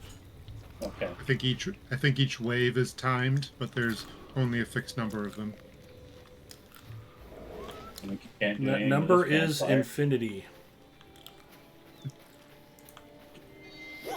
Our level is infinite.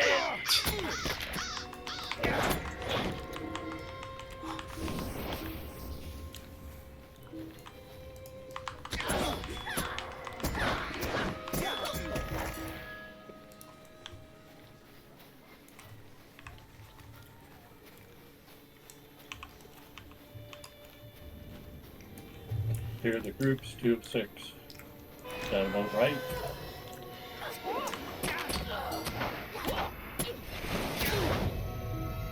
Here come the sneaks.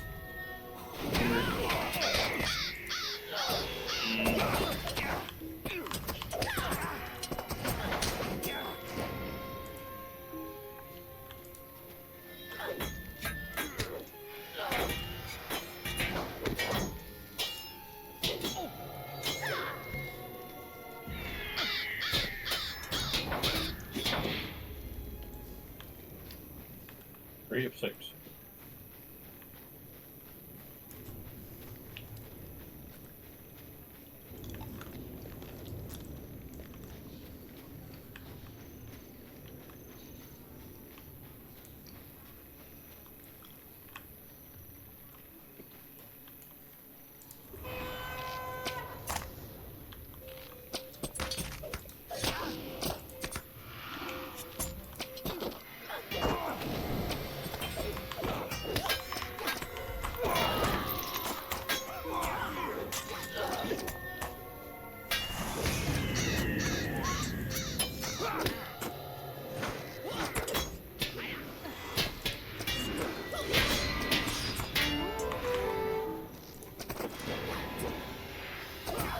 Have a good night, Ginger.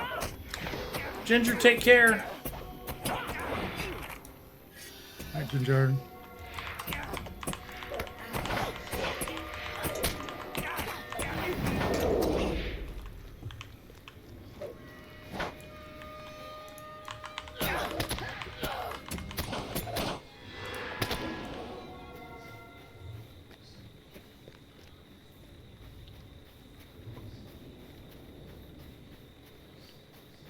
Oh, here's more Corsairs.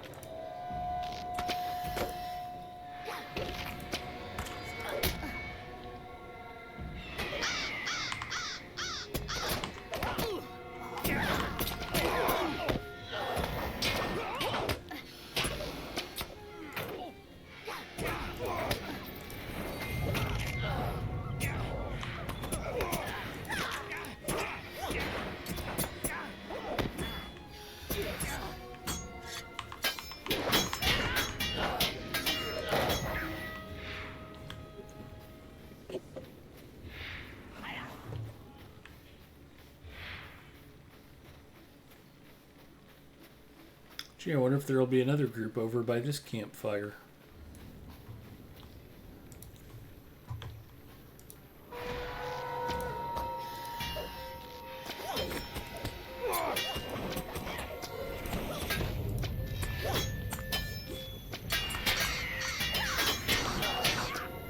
Still need more finesse, I guess.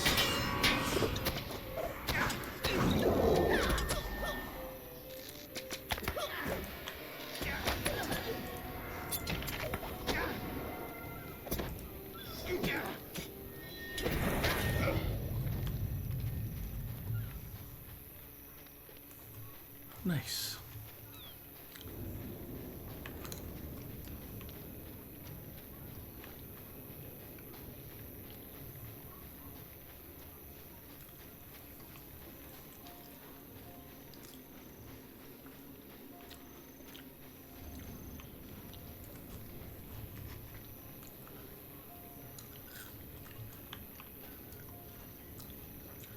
We ready? Yeah. Yep.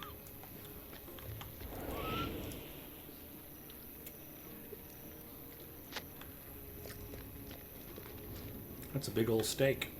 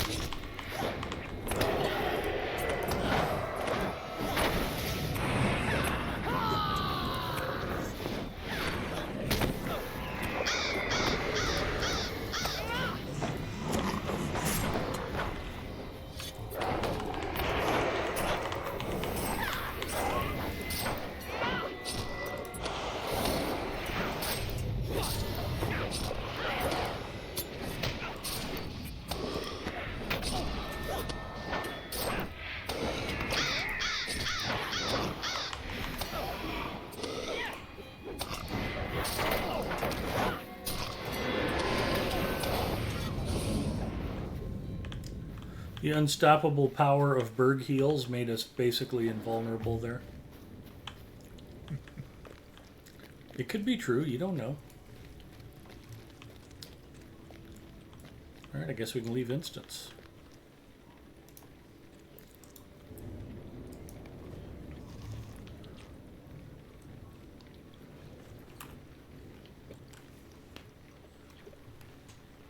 Leave, yes.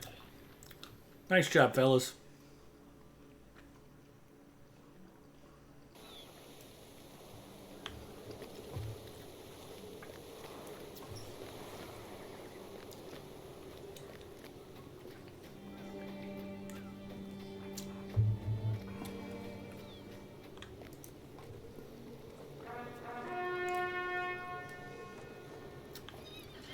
Are you looking for your fishing pole?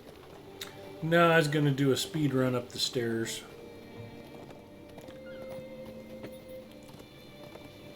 I'm going to do one full speed on the pony.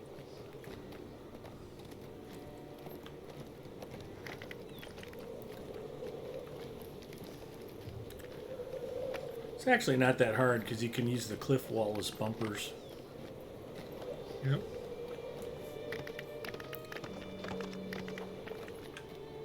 Just hope that you don't get hit by a spot of lag. I assume going up is easier than coming down. Yes. Yes. You would not Well, be wrong. coming down pretty easy, but Surviving coming down is harder. not doing it in one jump is hard.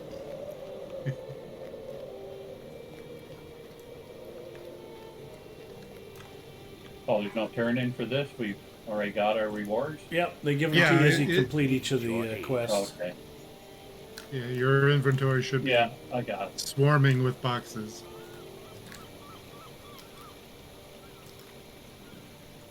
Like Ed, whose inventory is probably overflowing with boxes.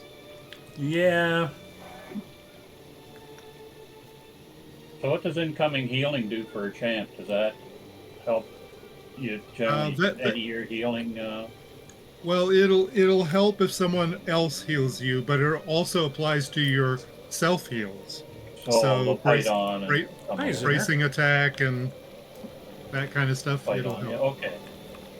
Zinger's making It's not fun of generally- my leading skills on my war steed.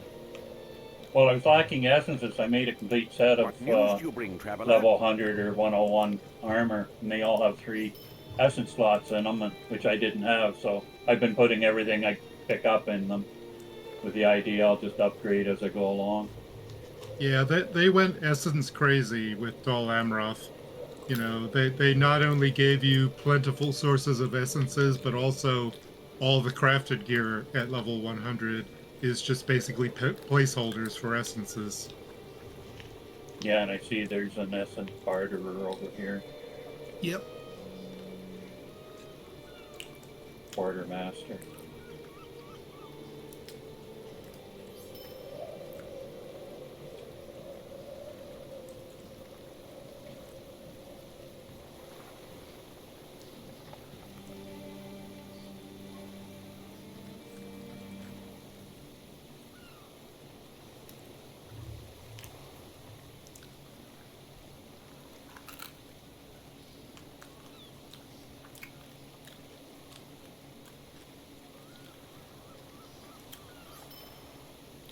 Uh-oh, what'd I just do? I don't know what did you do? I was going to see if I had anything I could use my Flame of Elokar on, and I accidentally sold it instead. I had to buy that back real quick. It's like, no, that wasn't what I was trying to get done.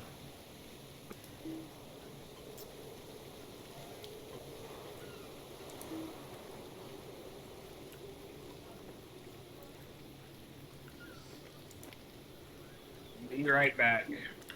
Okay. Yeah, I was trying a new character on Agmar, and I needed cash, so I sold mine. I figured I wouldn't need it for a while. There you go. Doubled my money.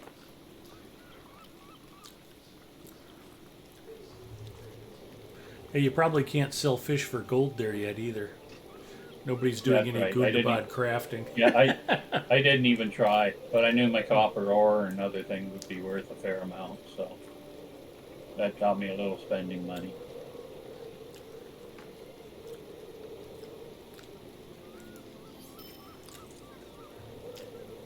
Yeah, so totally different economy when everybody's below level 30 or so. Even your crafting material is worth something. Crafting items. Yeah, I haven't bought any crafting mats on the auction house. I have bought a few recipes, but only if they're being sold relatively cheaply. Yeah, I've been buying anything that's 10 silver if I need it. And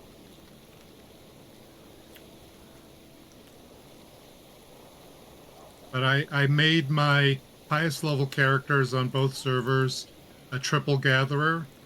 So I'm collecting hides and wood and ore and scholar mats all on that tune. yeah, I did In the the same. I did exactly the same. And then my other characters are the crafters. Now, somebody pointed out something interesting which hadn't occurred to me. When you go that route, when we get to Lothlorien and Mirkwood, we might run into issues because some of those recipes require rep. Yeah. Right. So that I'm going to have to rethink my strategy a little bit when we get to that point, because I'm going to have to level some of my other tunes in order to be able to get those recipes.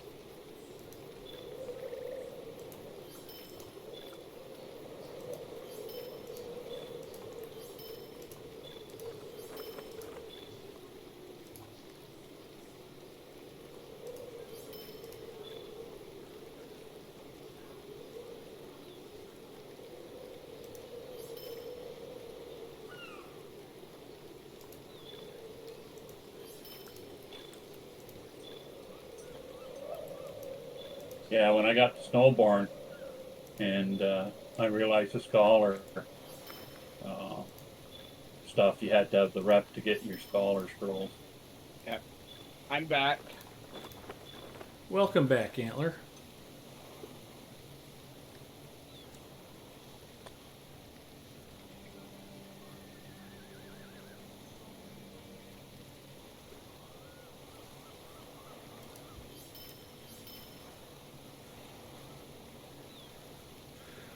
Okay. So I've got 6 more warehouse tokens.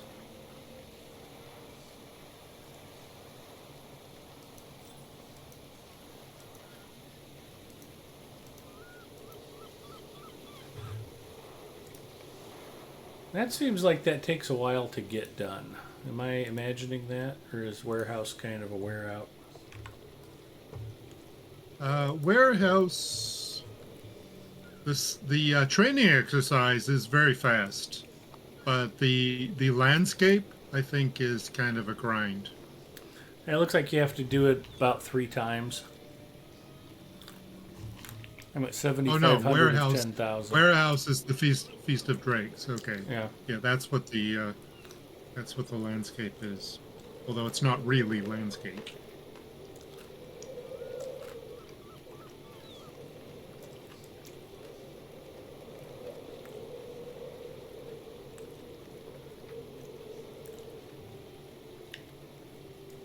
Yeah, I'd probably focus more on doing the training exercise because that's a breeze. Well, you can only do it once a day.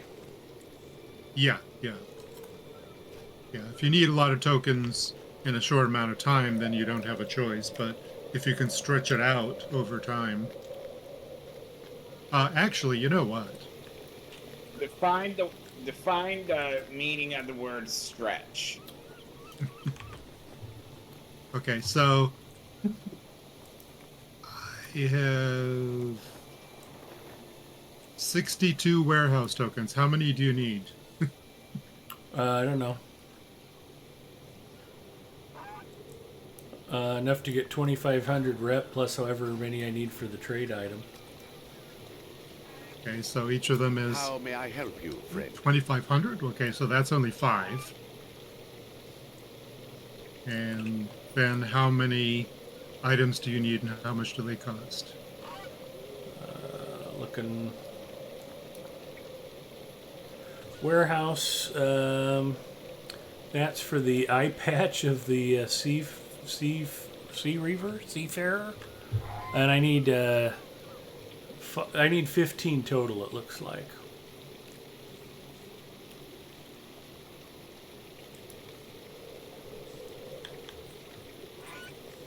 Okay, and where are you? There you are.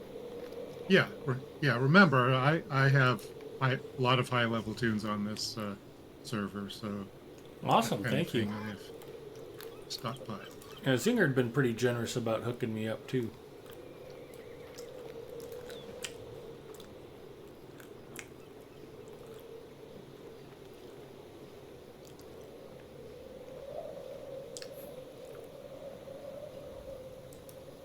These are troublesome times indeed.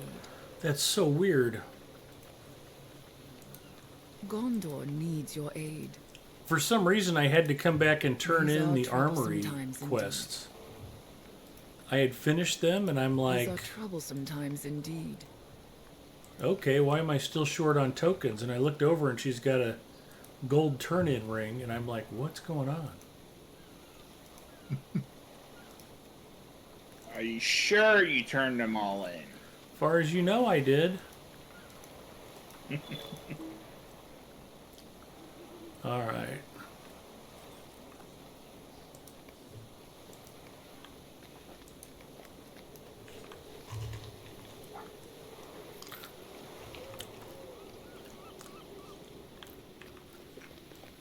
All right, what other mischief can we get up to tonight, gang?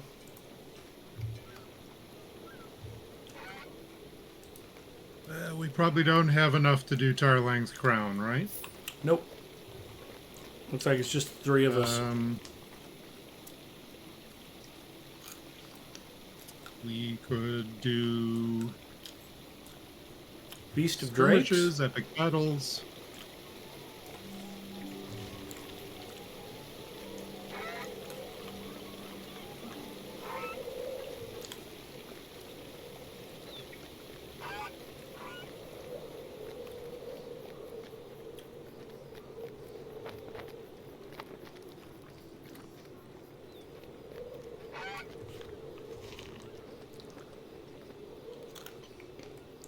You could take another whack at Dome of Stars. Maybe it scales better at this level. I'll bet it doesn't. Plus the 6-man. Yep. Is that one of those quests you can set to level 20?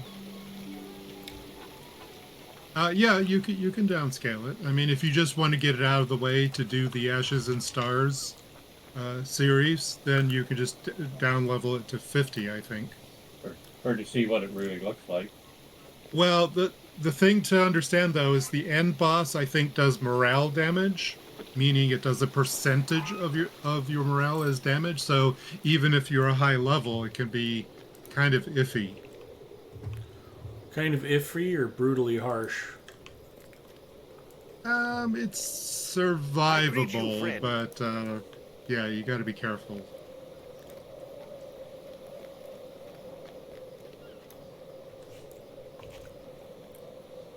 We could do the featured instance. We're all over level 100. Yeah, It's Zinger was stone just height. suggesting that. Oh, okay. Sorry, I wasn't reading chat. Well, that's okay.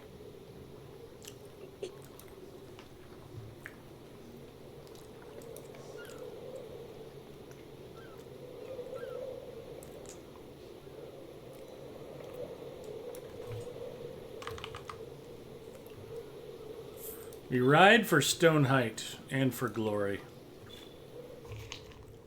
Stone Height was once a place of refuge from the Orc tribes in the North Downs, but now their walls have been breached.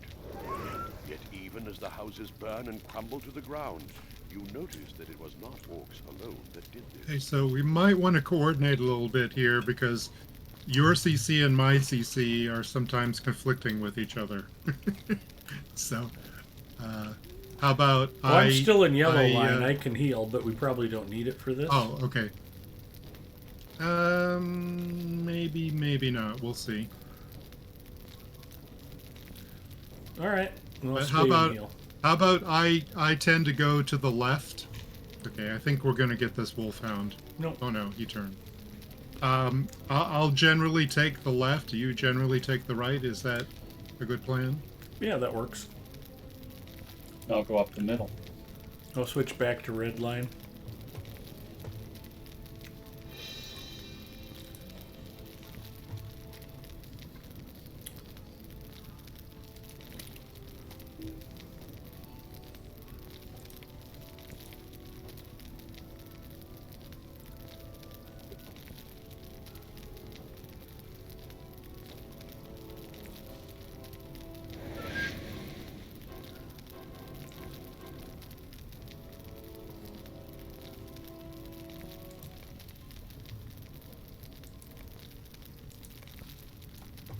All right, I'll go right.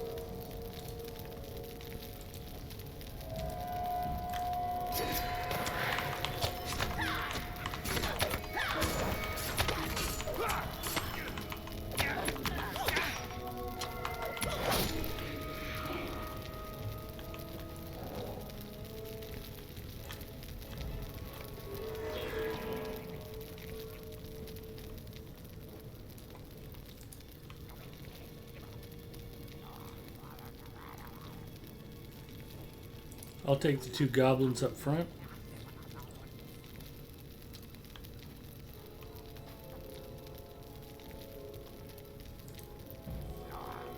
Not sure if any of these are CCable. Oh yeah, that one is.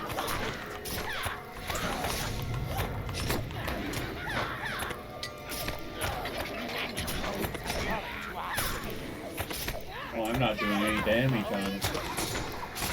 Yeah, there's some sort of mechanic between them. I think we have to take down the minions first.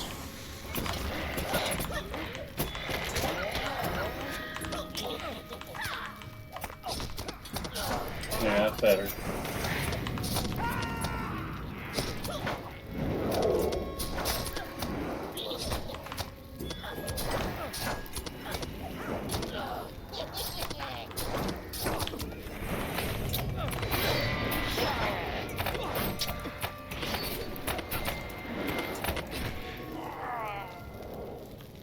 He did not make it.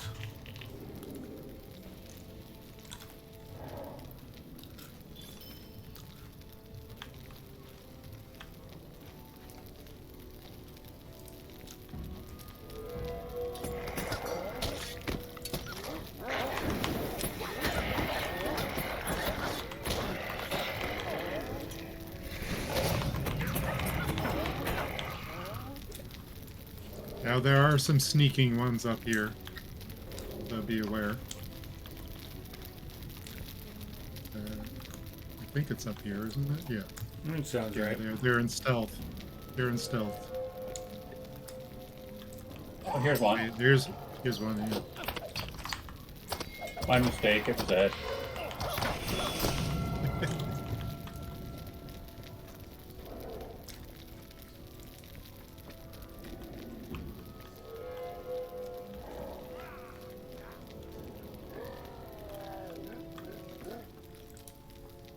There's another Oh, sneak here's around one. here. Yeah, here he is.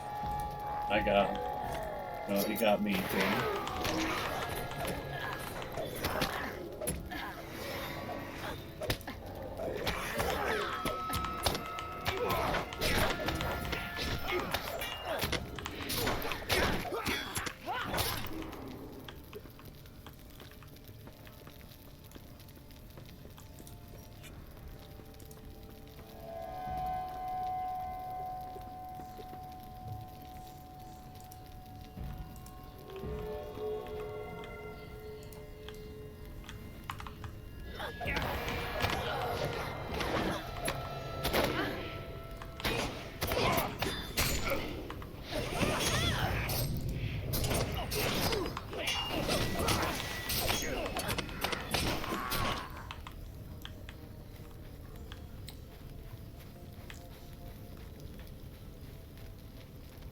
This is the part that confuses me.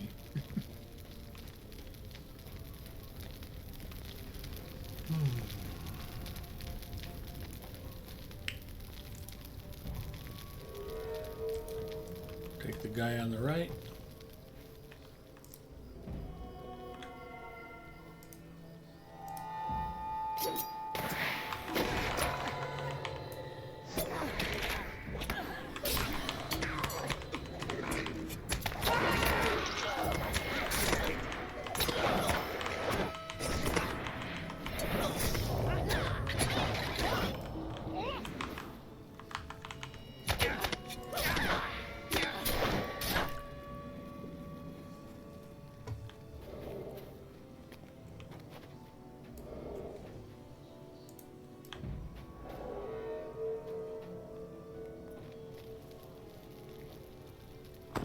Oh, well, you woke him up. Airways.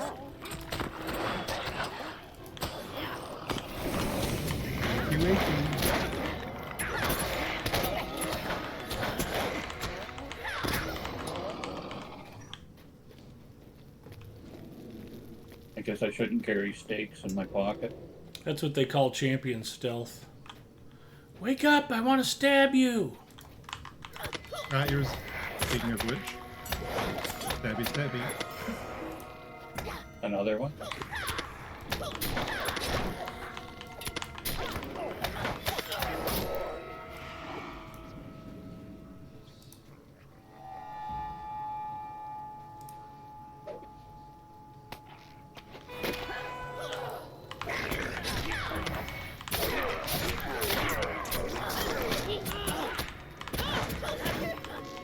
And it's still fun.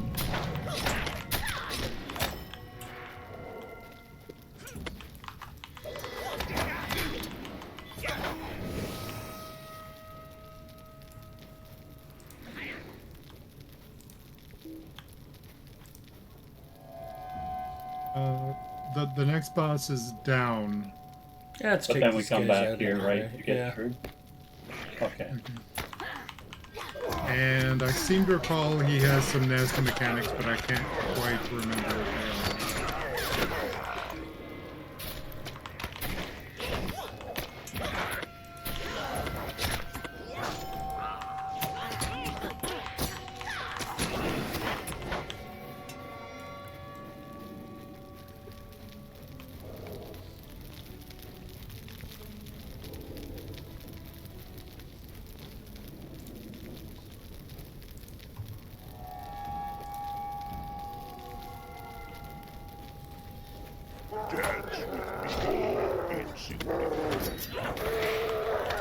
I removed his corruption, so that should help.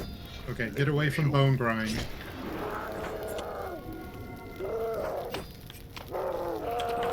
Yeah, that. Still casting that.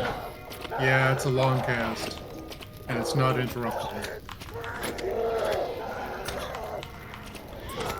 So has it gone off? So it went off? Yeah, he's finished with it now. Okay, and remove his corruption again.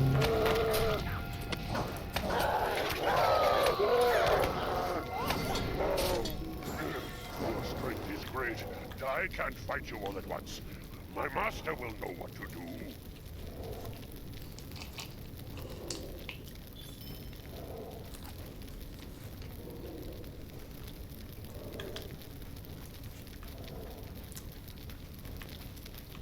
If you want Enhanced Rune Plus 2, you can do the quest in Mirkwood for the spiders. Little 5-minute quest gives you the But what level range are those, though? whatever you are. Okay, so they're scales not. up. Okay, they're not. And then I one have more, yeah. failed you, master. I cannot hope to take them 3-on-1. Join me, and surely they would not stand a chance. Okay, so now this guy will teleport around.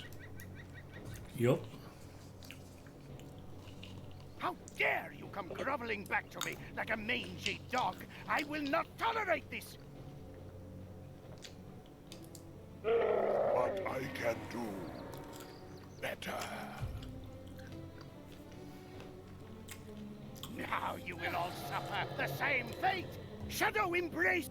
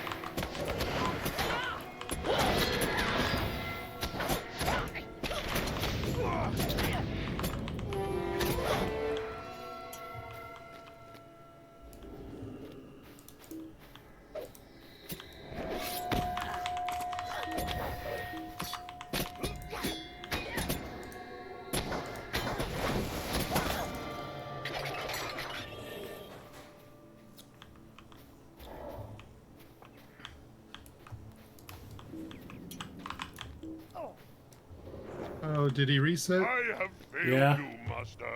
I cannot hope to take them 3-on-1. I don't think I've ever seen that boss reset before. Yeah, that's pretty annoying.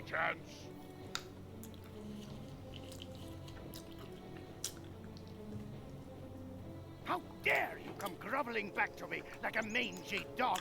I will not tolerate this! I can do better. Now you will all suffer the same fate!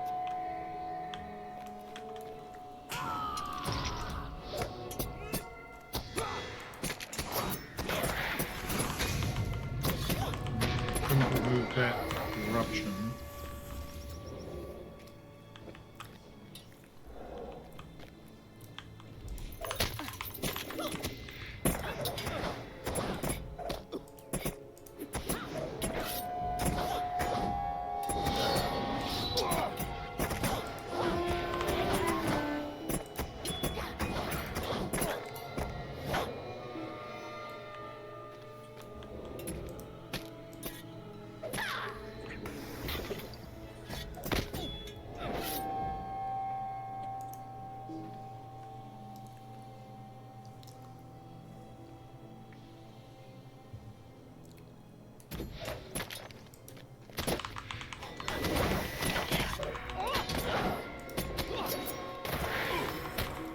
There, we got him. Second time's a charm.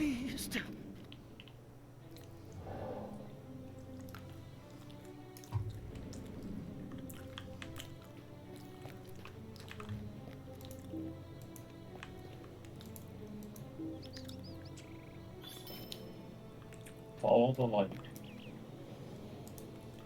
Nice job, fellas. Great box of ancient spoils. Grand armor. Rare crafting component selection box. And some enhancement ruins.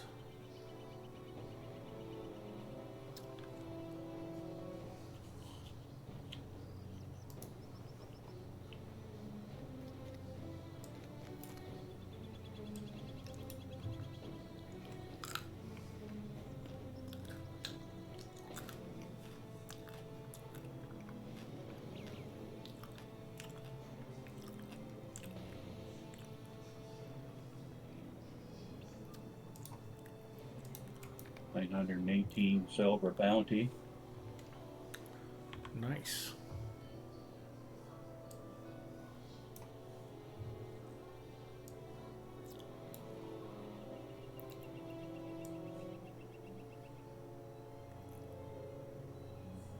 I got a ranged attack extension tracery.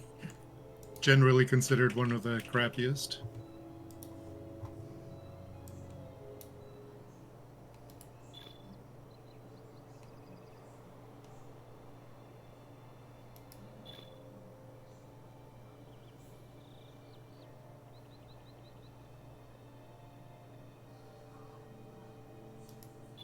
And I got a cloak that would be an upgrade, except that I would lose a chunk of finesse, which I'm kind of lacking right now.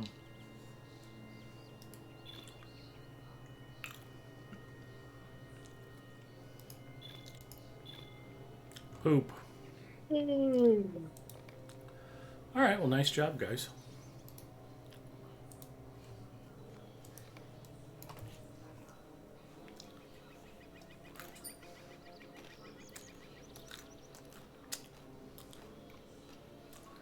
Oh, Freelancer says, last time I did Stonehide, I couldn't finish it.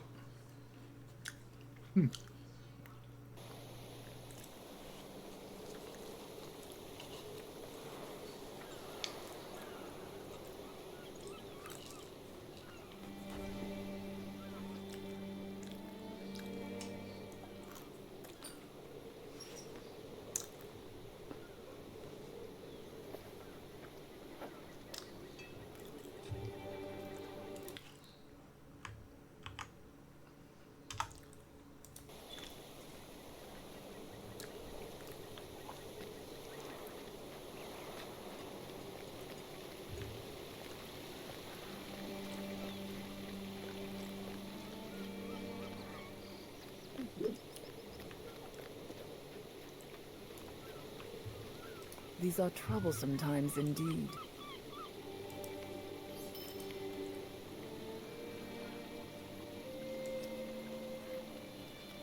Hi, Donnie. Donnie saying hello in chat. Hello, Donnie.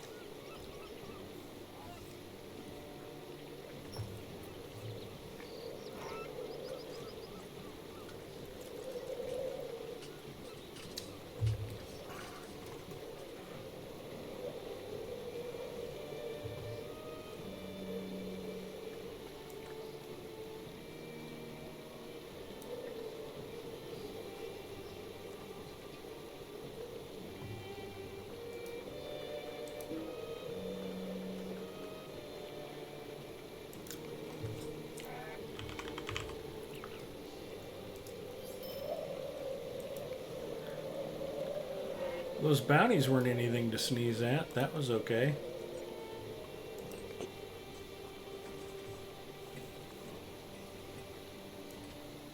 Yeah, at this level they start getting pretty decent.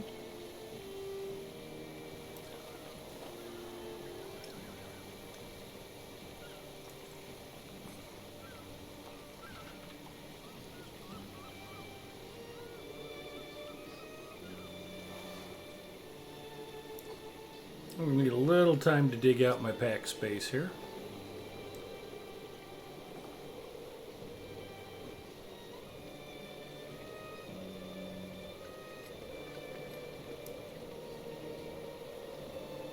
I'll be right back. I'm gonna grab a drink. Okay. Doing good tonight, Donnie. How are you, buddy?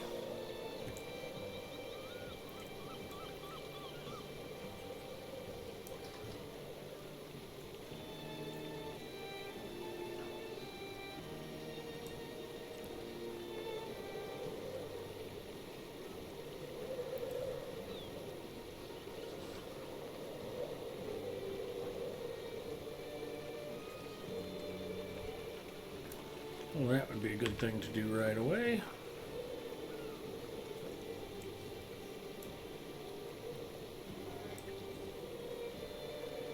Have a good night, Donnie.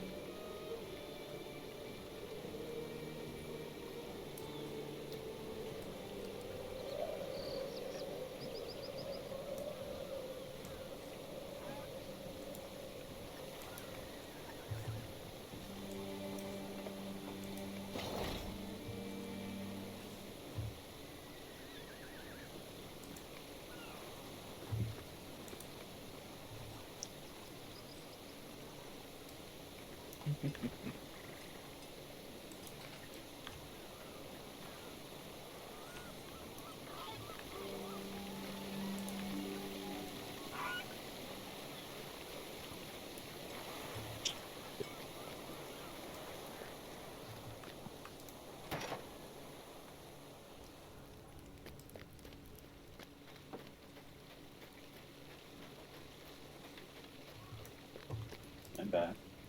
Welcome back. Welcome back, Foreman kid. I greet you, friend.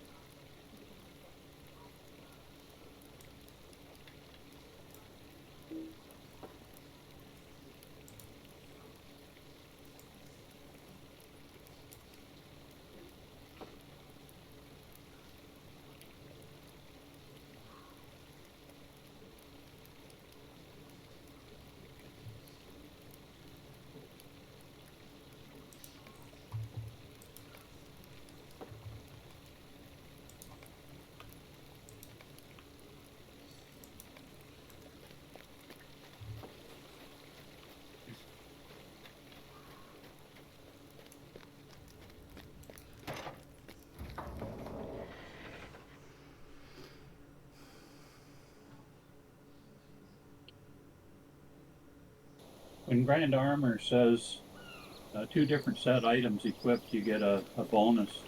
Is that 2 Grand Armor that have to be equipped, or is there a group of them? Does it say a set on it?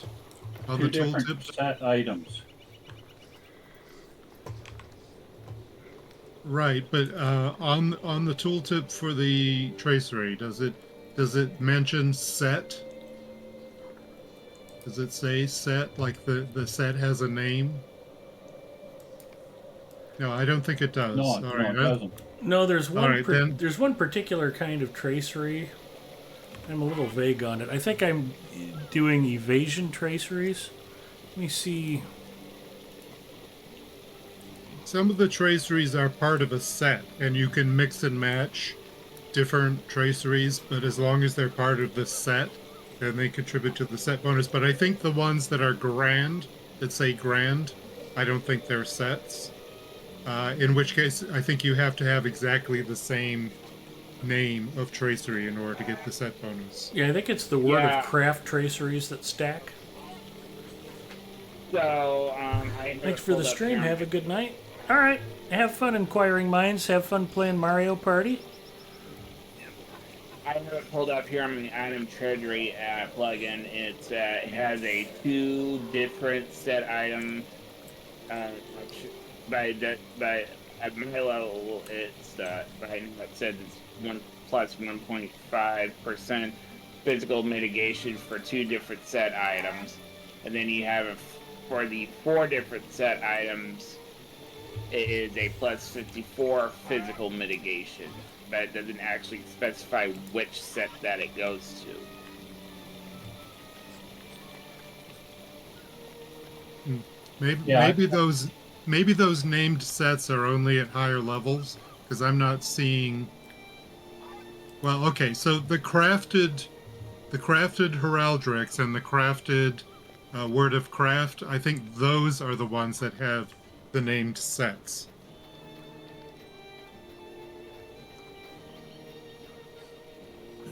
Let's see.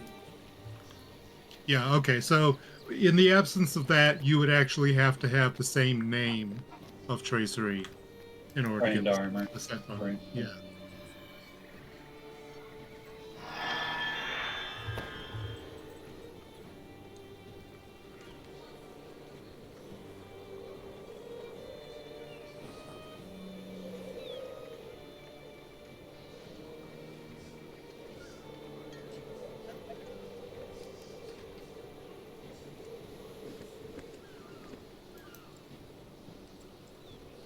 Yeah, it looks like those ones are only at 131 and 141. Like there's a set called just healing, and there's other ones that are for armor or uh, mitigations or things like that. Stalwart Ox, for instance.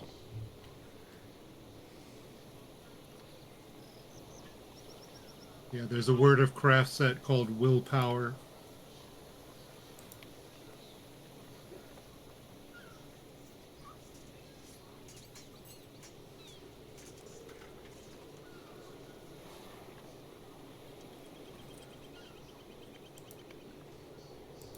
Yeah, Heraldry of the Stalwart Ox has a wordcraft of willpower set.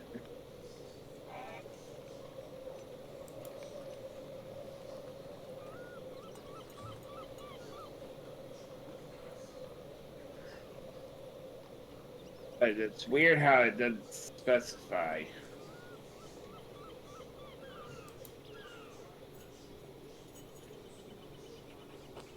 Your quest is to figure out how this works. Oh, good thing I have my item treasury plug-in, otherwise I'm going to be able to find it where I'm at.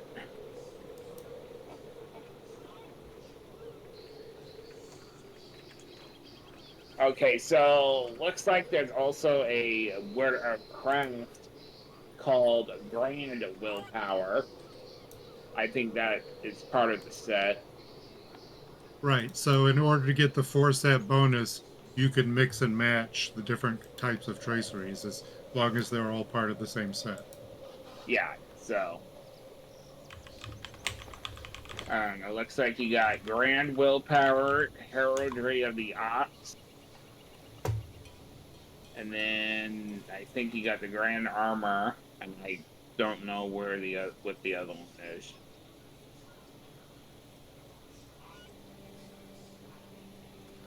Well, one of them is Sturdy Ox and the other is Stalwart Ox.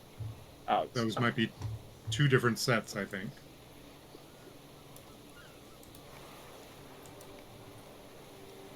If I could spell it right. Nope, I did not spell it right. So the basic version at this level, I think you actually have to have multiple traces with the same name in order to get the set bonus.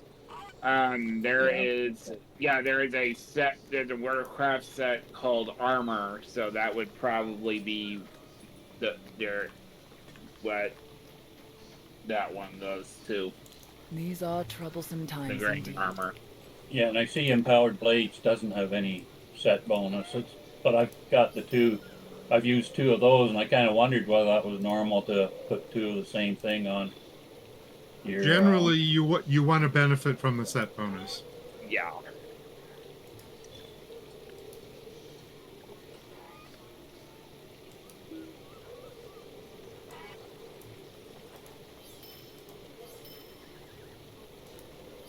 So if I get another Grand Armor, it would be worth having the 2 of them put on.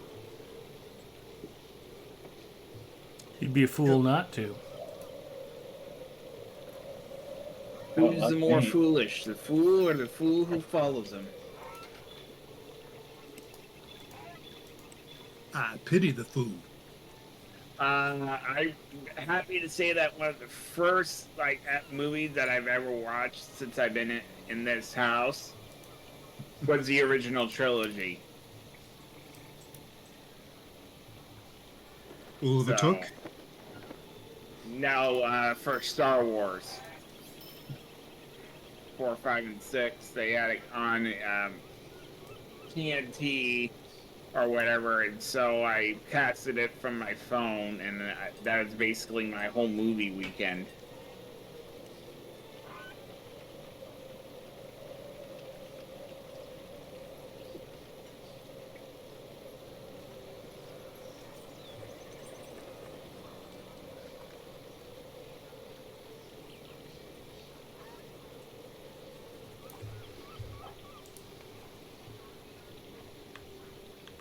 So right now, I only have one word of craft on each, on the weapon and fast item. So I assume since it says 4 different sets, at some point I'll get a total of 4, 2 on each. Mm-hmm.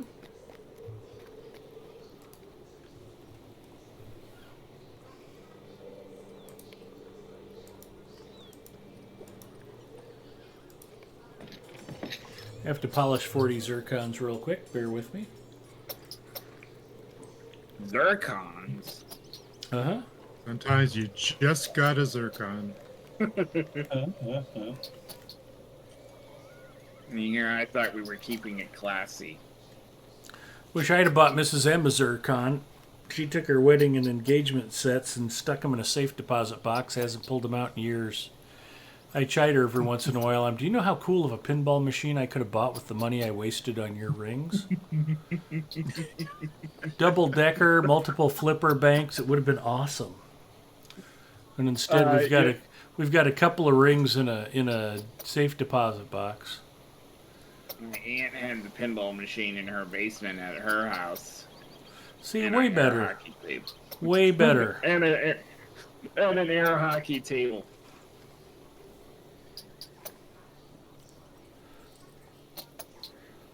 Much better use of funds. Well, it's actually handed down from my grandfather, I think.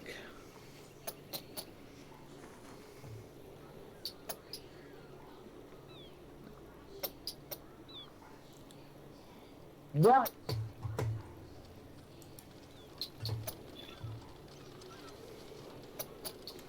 One of the reasons it's important to craft is it also helps clear up bag space. I have zircons and polished zircons, and if I polish all the zircons, then I only have polished zircons, and it frees up a bag space.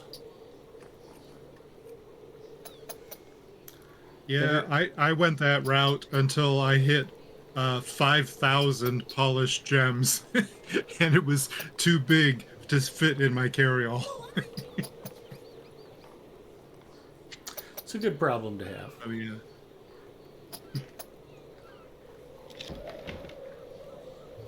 You need to get more reputation so you can afford another carry-all.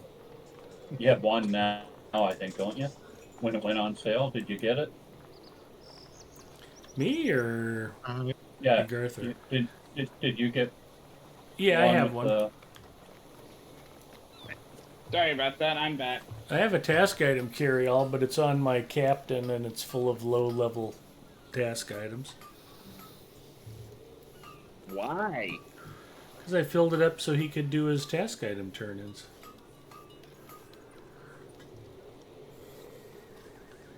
Sometimes it comes down to how are you going to save the maximum amount of space. Yep. If you have 5 stacks and you can put them all in a carry-all and it becomes 1 stack, then it doesn't matter what level it is. You're going to save more space that way.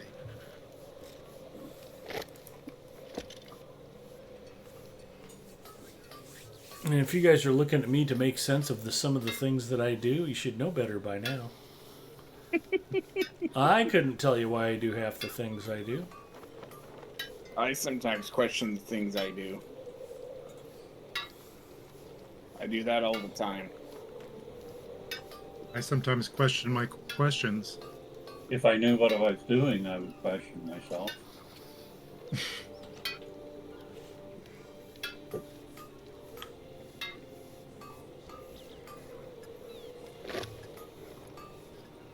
Alright, just like that, I got 3 more pack spaces opened up. It's all coming together. Carry-alls for VIP are 20% off for about a week. Yeah, there are mixed opinions on the wisdom of VIP-only sales. I mean, I don't want to start a debate, but there are people who think it's a really bad idea, that it limits your customer, your potential customers, and other people think that it's something to reward VIPs, and it's a good thing to do. So there are different opinions on that. Well, there should be other ways to reward VIP. And there are. Yeah, well, one of the big ones was with the town service jug, the little brown jug, blue jug here. I think it's great. Whatever gets people to pay money to Standing Stone so I don't have to is terrific. Not that I wouldn't pay if it were the only option, but it's nice that it's an option and not mandatory. Hey, money's got to come from somewhere, right? Yep.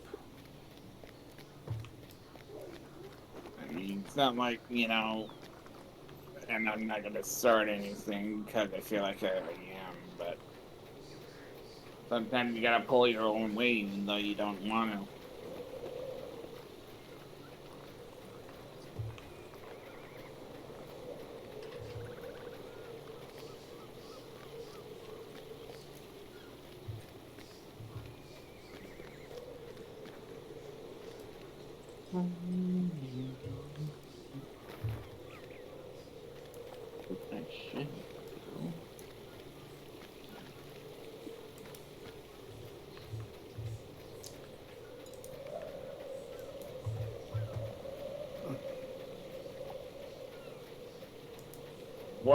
Hey Ed, what is the biggest TV you've ever owned?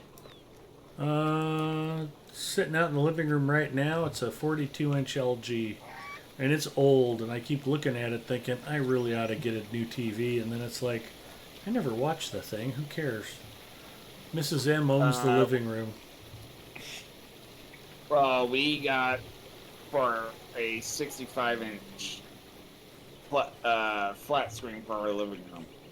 Yeah, I mean, Walmart's got an On brand, ONN, which is their house brand of TVs. Yeah. 65-inch smart TV for $299. I mean, they're dirt cheap, and that's for a 4K set with a built-in Roku.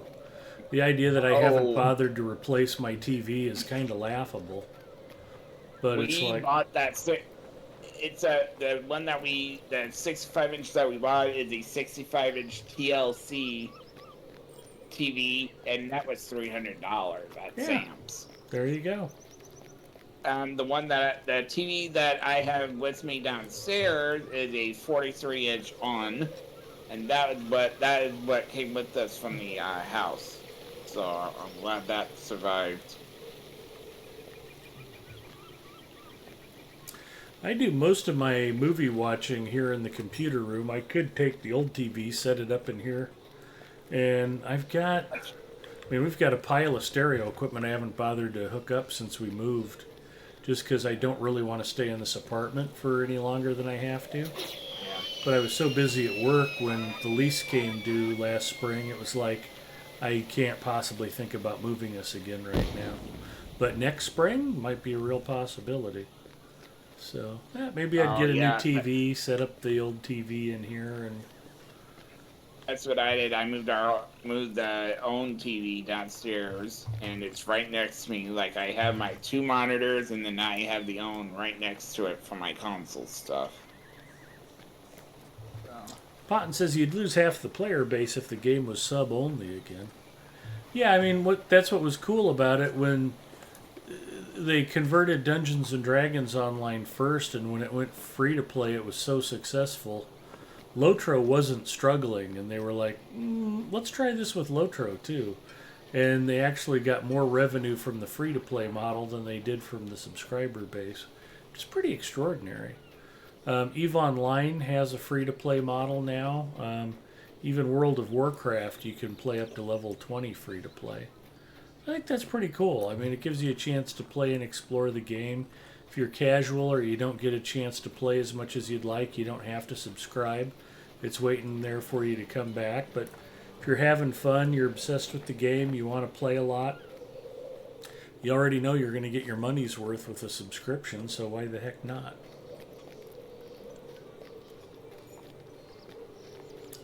It's a good deal. All right, guys, I hate to hold the stream hostage, but it's for a good cause. So I'm going to talk about Make-A-Wish, and if I can get $10 more donated in the next 10 minutes, we'll run another instance or skirmish or epic battle or something. If I don't get any more donations, then I'll probably just wrap up and call it a night. I don't want to. I'd rather keep playing.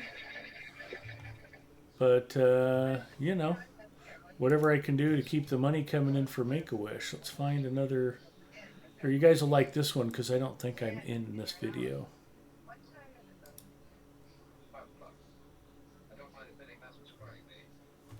was gonna say I could pop on Freyon and we could do a rift run. Oh, I don't know. You I'm get Xena. feeling that ambitious this time of night. I'm a little run down. Yeah, I'll admit I'm feeling a little bit sleepy as well. Well, if the folks come through with a donation, I'll keep going. I've got enough Coke Zero in the fridge. I could probably pull an all-nighter.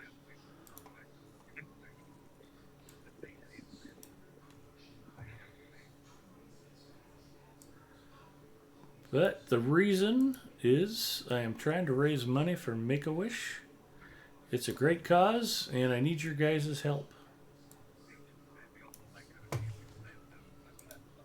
Where's Celine Dion when you need her? I'm running to fight for an America Oh, where good the heavens. economy works for working people, where you only have to work one job to pay I can only bills. hope freelancers not still watching. That's our America. Well, it's a Labor Day tradition for miniature airplane enthusiasts in Omaha. Hundreds of the small planes filled the skies today over Standing Bear Lake. The Omahawks Air Show gave those enthusiasts a chance to show off their skills for a cause, as 3 News Now reporter Ron Johnson found out. Welcome to the 43rd annual Labor Day Air Show. And we gather once a year here, put together all the club members and volunteers to make this happen. For the Omahawks Radio Control Airplane Club, flying their aircraft is exhilarating. One, they go fast, and two, I just love flying them and seeing them soar. Miniature planes, helicopters, and other aircraft were on display doing all kinds of stunts and tricks at the air show as spectators looked on. Club members say interest in flying mini planes is taking off. My son really got interested in it, and so when my son was excited, I got him involved in the club, and then Luke handed me the controller, and there I am now too. About 200 to 300 aircraft are involved in this remote control air show here at Standing Bear Lake. The president of the Omahawks Remote Control Air Club says despite how intimidating these things may look, anyone can fly them. But what goes up must come down, sometimes not in a good way, no matter how experienced pilots are. I mean, you never put anything in the air you're not willing to crash, because it's not a guarantee. When Grant and I crashed, I was still able to successfully land the airplane, which was pretty impressive actually for your first flight. The chance of walking away with a destroyed aircraft, though, doesn't take away from the fun or from the charity. Proceeds from the event go towards the Nebraska chapter of the Make-A-Wish Foundation. The president tells us he's proud to see so many in our area learning the skills of radio-controlled flight. That's just the community, you know. We have a very diverse group of men and women and boys and girls that are involved with this club. But days like this that really make this neat and part of what this hobby is all about. At Standing Bear Lake, Ron Johnson, 3 News Now. The club meets every Thursday at Standing Bear Lake. So there you go. Just some more details about the air show and what we do every year. So what else we have down here? This is one of the helicopters that flew at the air show. This thing's ginormous. Give you an idea of the scale of some of the aircraft. And then I usually don't show the news footage from last year because they didn't interview me. Now here I am with some of the raffle prizes. I mentioned we gave the PlayStation 5 away, and that was one of the RC helicopters we gave away. And this is probably from last year. This is the air show Antler was at. And we got another commercial. Yeah. Labor Day, the last 4 decades, these sights from the skies have soared above Omaha. As our Marlar Lundak reports, the airplane enthusiasts and spectators in West Omaha also served a much larger That was purpose. the same morning that. Despite a windy day in the metro, smaller things don't fly as well in the wind, obviously. The Omahawks Radio Control Club welcomed hobbyists, beginners, and fans to the runway for their Labor Day air show. If it flies and it's remote control, That's our club. It's an event that's been happening for the past 44 years. Every year, it brings new pilots and new flights. And every year, you'll find Skip Brown here. My dad and I joined together in about 67, and I soloed when I was 10 and 68.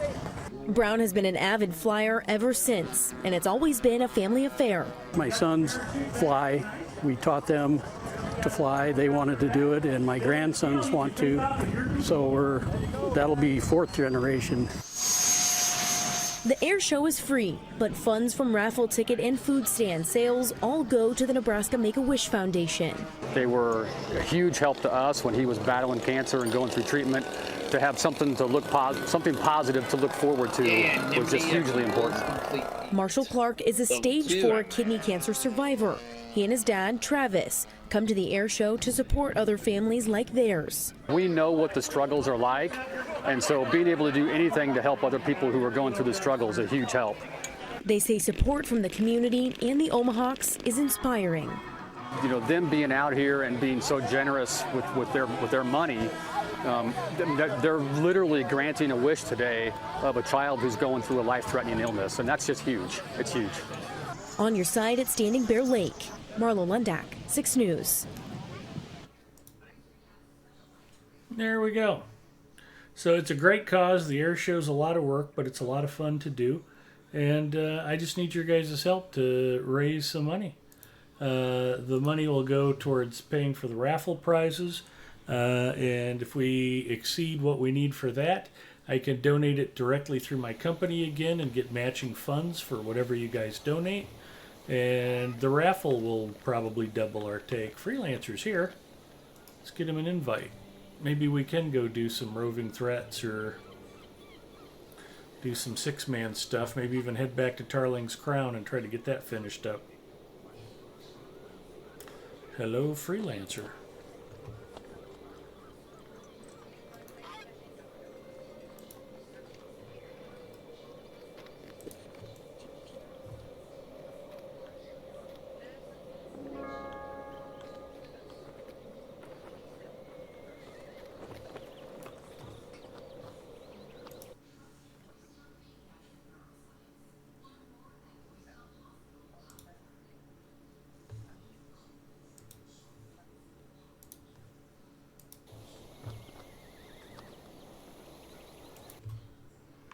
And we'll post that donation link once again.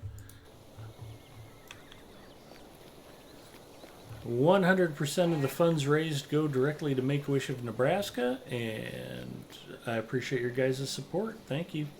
If you can give $2, $5, $8, whatever you got would be great. Appreciate Egarther's generosity earlier, and everybody else who's donated so far. You know who you are. What are you guys in the mood for? I know somebody out there is going to come through with a donation to keep us all stuck to our computers and playing along tonight.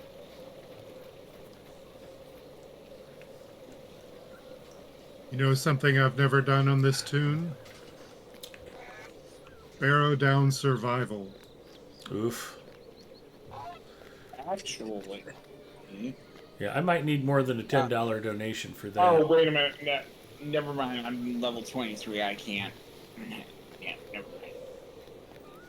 You could. We'd do it at level 100 just so we could laugh at how fast you got murdered. It would be hilarious. Yeah, I don't have that. I don't think I have it. Yeah, that's level 40 or 45 or something. Yeah. So, as much as I would love to appease the masses, I unfortunately can't do it. Looks like Zinger might be on his burglar. And hello, Freelancer. Are you calling out my lurkers, Antler?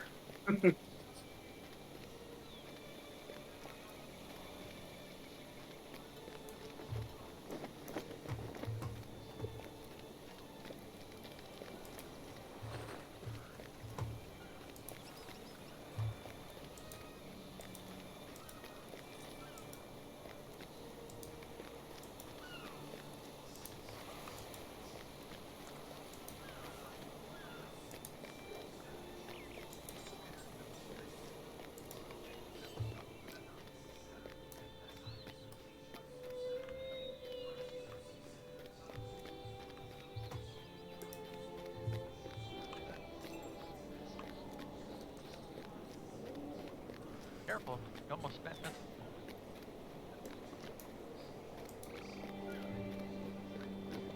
It was showing like 42 viewers in chat, and then I started asking for money, and we lost about 14 of them.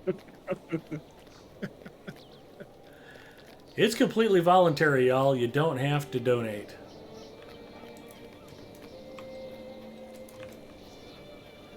I'm just glad you're here hanging out with us, but I'd sure like to raise some more money for Make-A-Wish.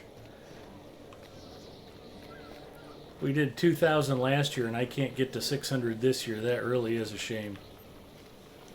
Especially when I know what a great community we have and how generous everybody is.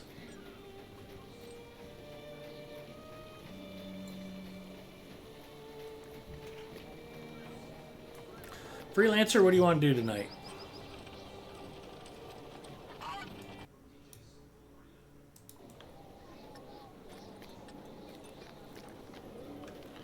Roving Threats, Tarling's Crown, what do you feel like? Treasure chests of Central Gondor. That sounds a little tedious, but okay. No. As long as you got a map.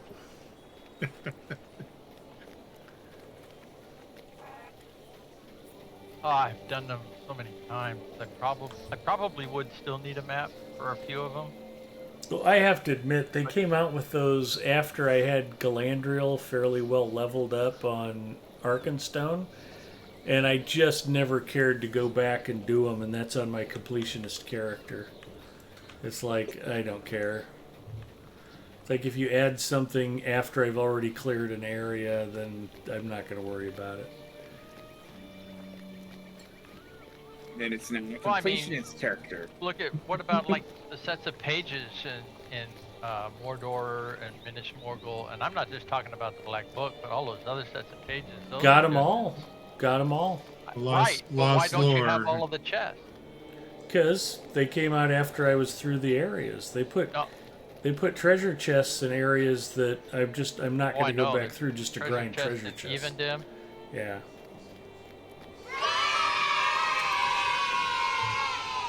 There we go. I knew some generous soul would come through. Thank you so much for the donation.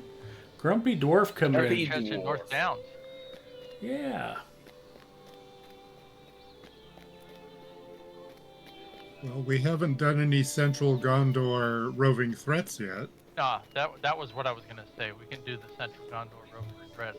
But you know what? We got to do them again next Wednesday because Rhea was asking them.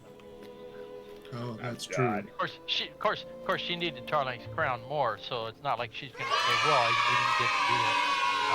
And you know, she's playing anyway. Time for more instances. But it was brought up, so we should do them. Gamu, thank you for your generosity. Thank you, gentlemen. I appreciate the support. You guys are awesome. Hello, Bacchus. Bacchus coming in. Hi, Bacchus. I'm doing good. So does anybody not have Ethring? I have Ethring. What I don't have is any milk thistle drafts, so Scythe's Jaw may be interesting. Wait. Did I solo that one a couple weeks ago? Probably. Oh no, that was Scarnival.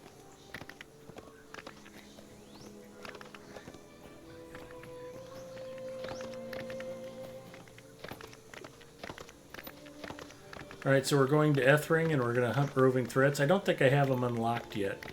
I started to do a little questing over there, but...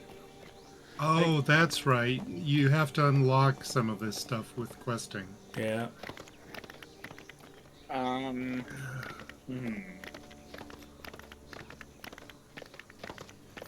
well, I mean, yeah, that's true. You have to do a certain number, certain set of quests. With well, the I mean, you can folks. You can kill the roving threats. You just don't get full credit until you've unlocked stuff. Yeah, it's better to. So the RT quest giver is over near the task board on the northeast portion. Oh wait, no, that's where the heck is this? We could really punish ourselves and do roving threats like of 4 3 different RT quest givers, isn't there? Well, I think in Central Gondor in particular, they kind of give them out piecemeal. You get like 2 or 3 of them in Ethring, and then you get a couple of them in Lynn here, and Then here. yeah.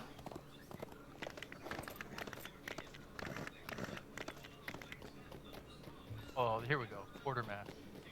And then I think there's a couple of roving threats you get from one of the towns right before Pelargir.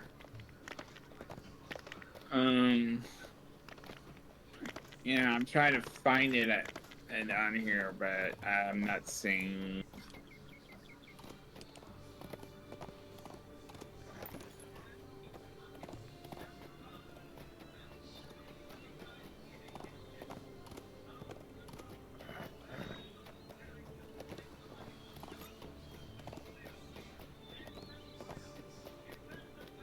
Okay, the Ringlow Vale, is that Yep. Central Gondor? Yes. Mm-hmm. Alright, so the quests are not auto-bestowed, but they are unlocked by completing the quest, A Ruthless End. Right, but that's part of a chain. Yeah, that's part of the. I don't know. Yeah, it starts with Jax with the bounty, Corsairs and the Fallen Beacon. And then the main 3, it starts with Laren with Catch of the Day, Examination, Case and a Case of Fear, and so on and so forth.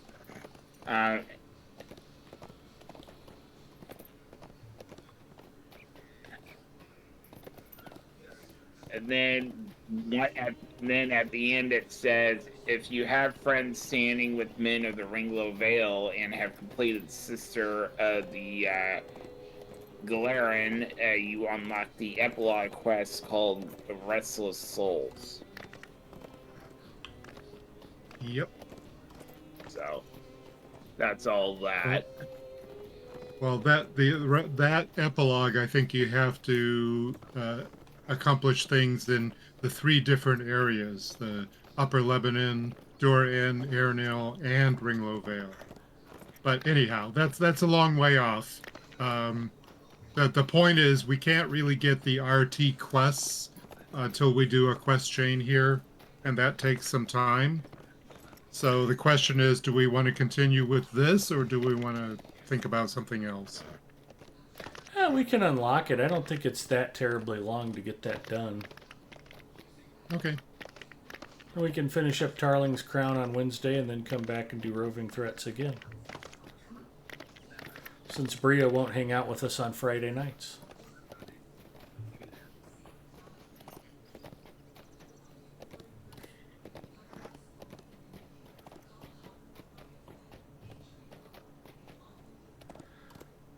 So we did just get a couple of very generous donations, and it is very much appreciated. But if you can't give 25 or 50 bucks, don't worry about it.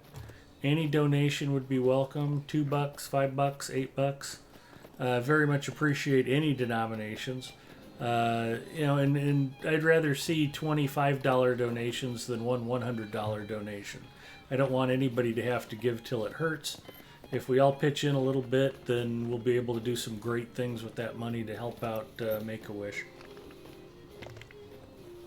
It's a tremendous organization. I enjoy working with the people from there, and the Wish families are special every year.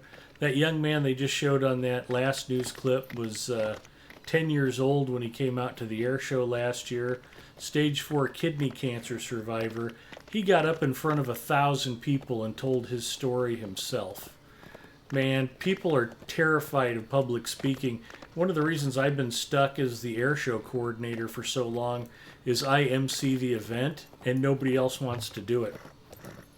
I volunteered to go back and schlep coolers of ice and spend all day grilling hot dogs and serving food. If somebody else wants to MC the event, nobody wants to be on the microphone. I have to MC that thing solo. I'm just up there yakking for 5 hours straight on the PA system. Antler's laughing because he remembers what that was like. You remember how much talking I did last Labor Day? And for a 10-year-old kid to get up and talk in front of a crowd that big, that was pretty extraordinary. He's a pretty impressive young man. This darkness is a weight on my mind. Okay, I got a quest to defeat orcs.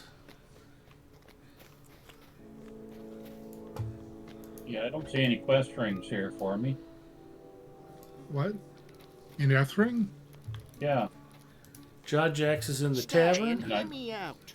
Pretty sure I'm not done. Well, let me check the tavern. I didn't think the bounties were part of the quest line that unlocks the RT stuff. I thought that was separate.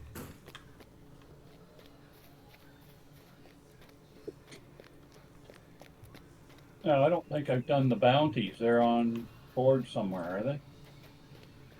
Well, I know there's a quest she gives you to go over and check fishing nets, and then you find the dead body along the river. Larend has a bounty, and Yeah, I did that. Candor, the walk-around guy, has a bounty. I have two bounties active right now. Yeah. The bounty for the orcs is part of the quest chain, but I don't think the bounty for the beacon is part of the quest chain. I don't think so. Oh, maybe I've just removed them from my quest tracker and I have them. Oh yeah, here they are. I have all sorts.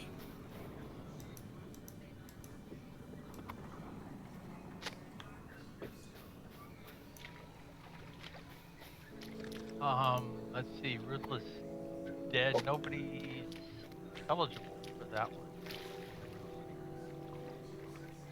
Dead Descent. Nobody's eligible for that one. Well, none of the quests Those over are here the- give Dol Amrith armor, so I haven't been working on them too much.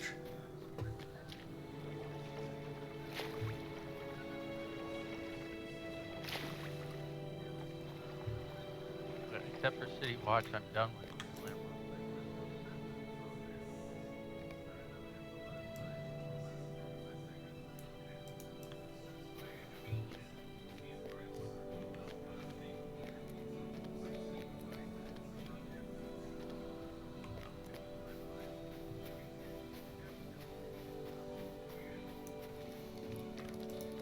Drinking with J-Jax, as one does.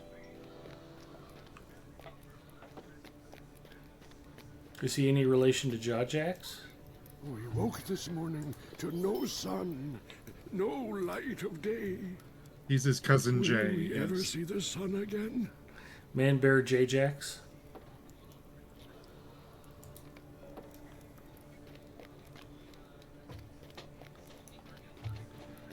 I'd shout out Jay if I knew his current streamer name. Did you ever figure that out for me, Bacchus?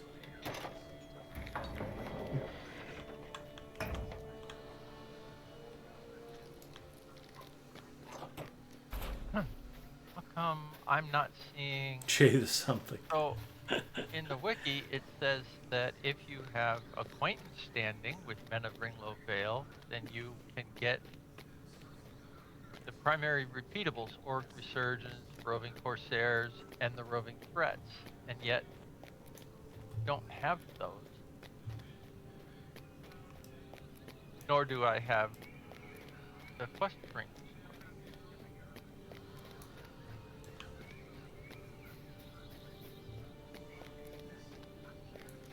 I only have 3 Ringlow Vale quests.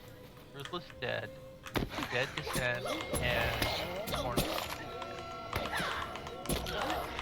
Jay the Crocodile. Alright, let's shout him out.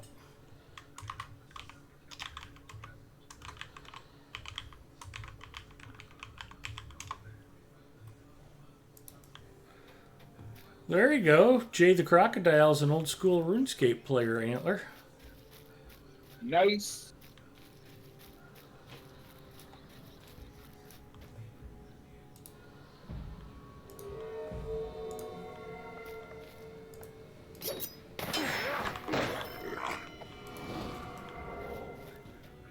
I was a first generation RuneScape player, but I got over it quickly. I got better.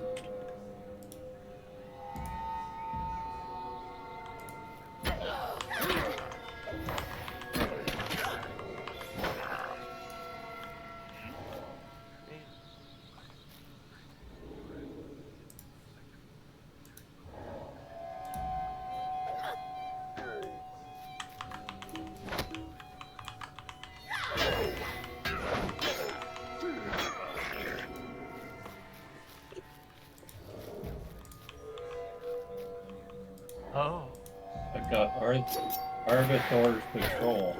Looked like a whole bunch of small little quests. Yeah, yeah, you have to go up and deal with the orcs and Oh, I have things. to do the Dead Descent. Rats, I can't share that. Oh, Zinger says Jay might have multiple channels. That would make sense.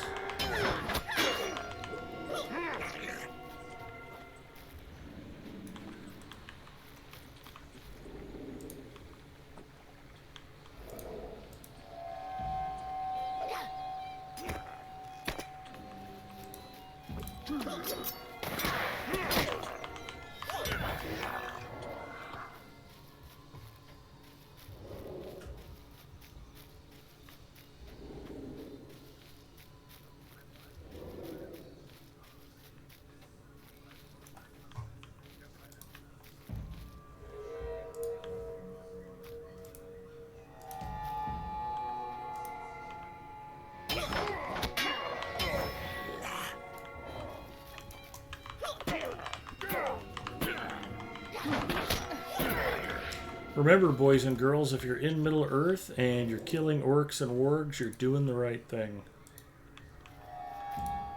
If you ever catch yourself being like, I wonder what I'm supposed to be doing right now, and you're slaughtering orcs and wargs, you're on point. Unless Dardanissa is in disguise. Okay. Unless your back is setting things on fire before Edge can burgle something. No, he likes to shoot at stuff I'm trying to sneak up on. I think Ed's gonna stealth that orc. I should kill it.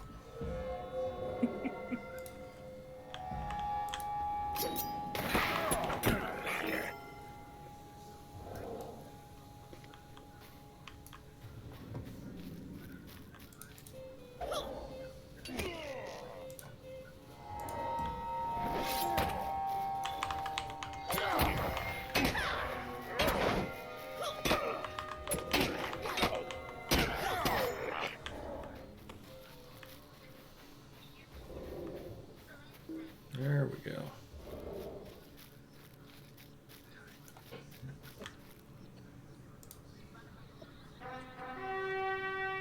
And to save your pack space. No, that fills up my pack space. I'll just be standing around waiting for us to start something, and Bacchus will be shooting stuff, and I'm like, why are my bags full again? It's very frustrating.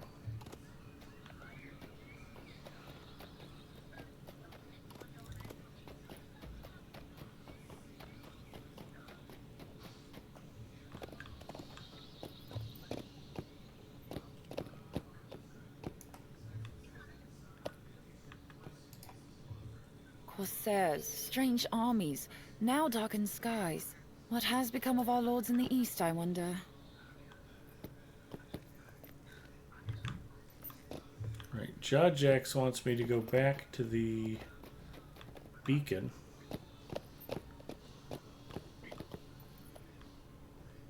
To the bacon. Oh, it does sound pretty good, Like doesn't it? Like I said, I don't think that those bounties have anything to do with this quest chain. They do not. Alright, so what do I need to be looking at? 3 signs of hope? Because I know that I've had tunes that have done all of the main quest chain and unlocked the RTs and never ever done the bounties at all. Those bounties. Now the bounties for the orcs, I think you need to do, but not for the beacon.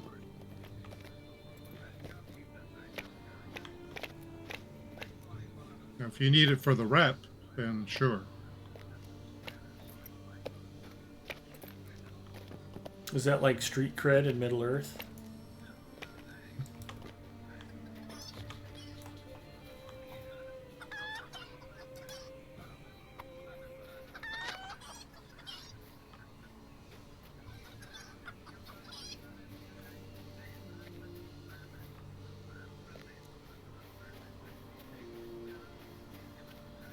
Herky Man checking in. Hey, Herky.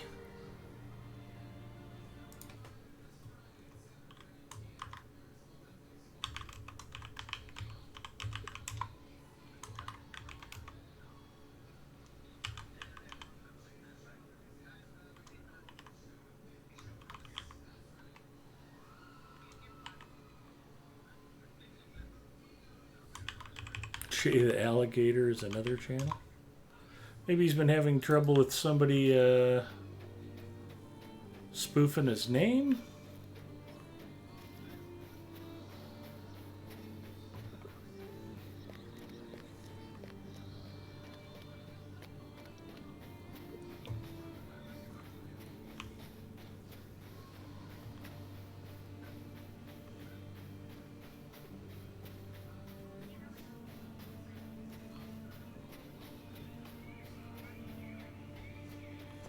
I should go back and see if I can stream Doom again. I never could get it to stream very well, and since I couldn't play it while streaming, I never really had the time to go back and try to finish it. I think I'm right near the end. I never picked up Doom Eternal because I never finished Doom 2016. And I gotta be pretty close to the end.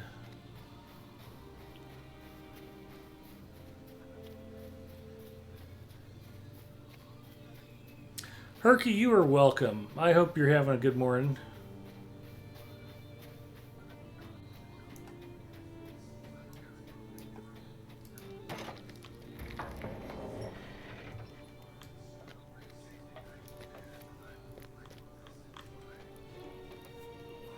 Let's tell Herky Mad about Make-A-Wish. I'll pull up another video I haven't shown.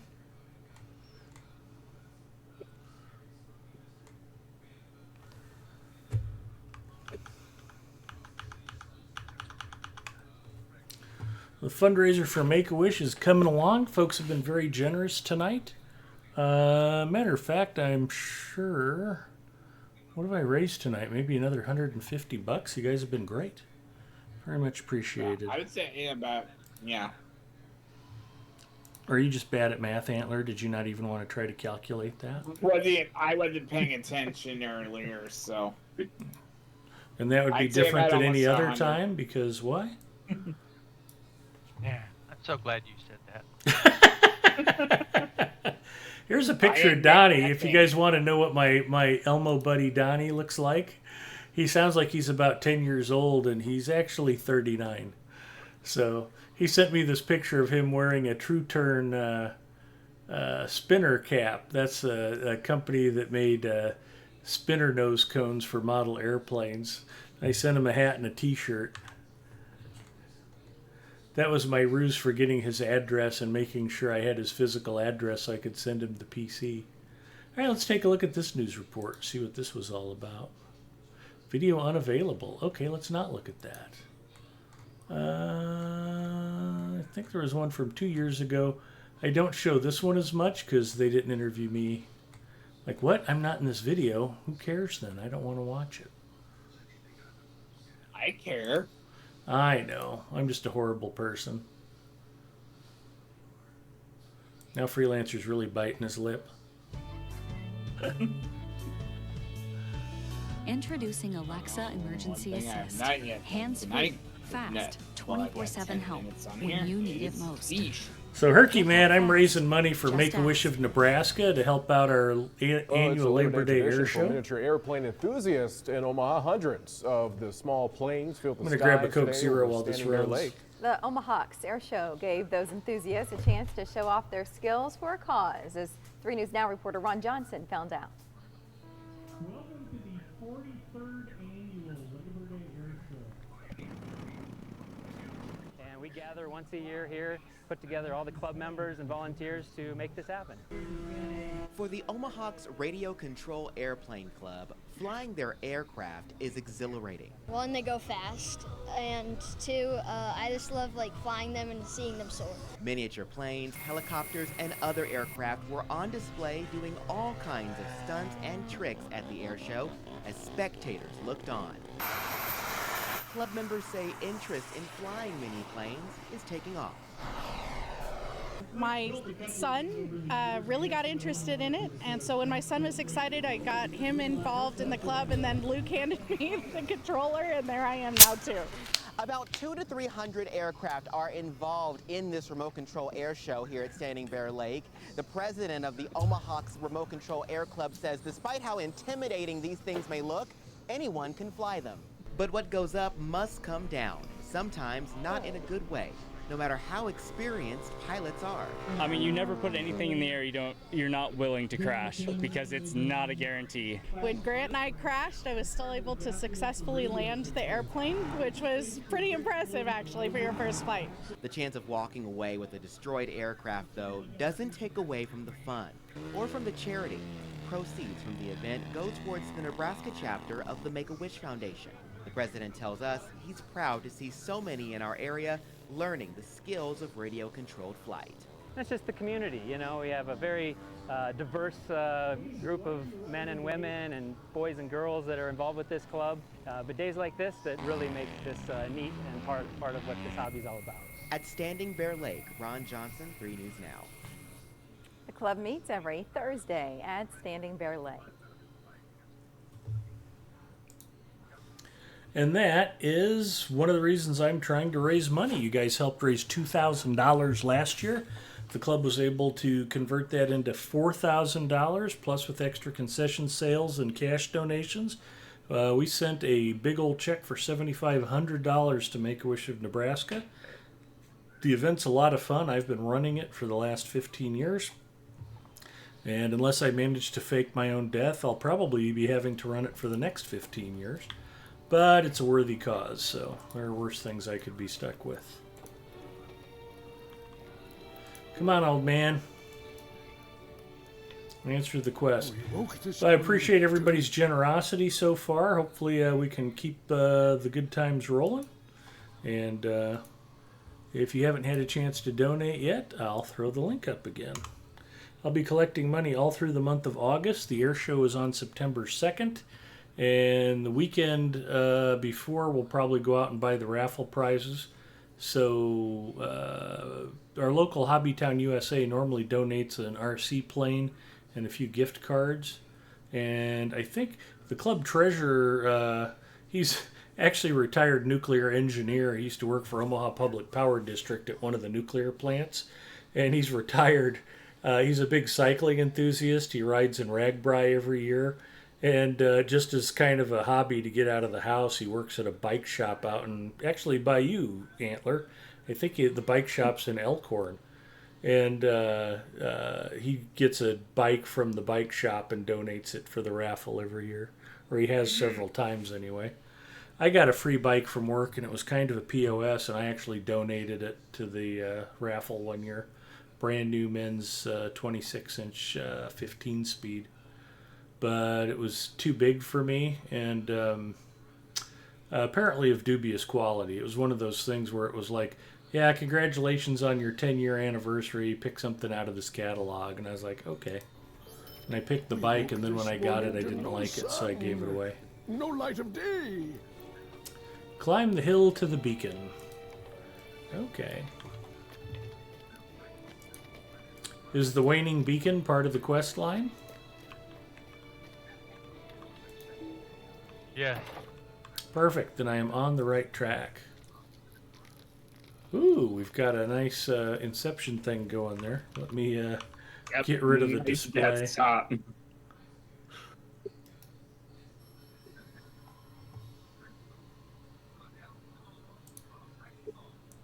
There we go.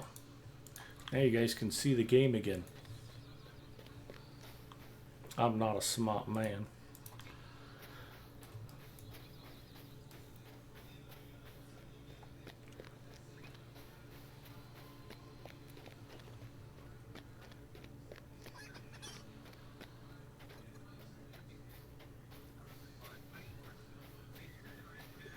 I think it was last week I jokingly said if just everybody in chat would donate $100, I could shut up about Make-A-Wish for the rest of the month. So if anybody out there is like, man, would he quit talking about this thing? It's like, yeah, I wish I could.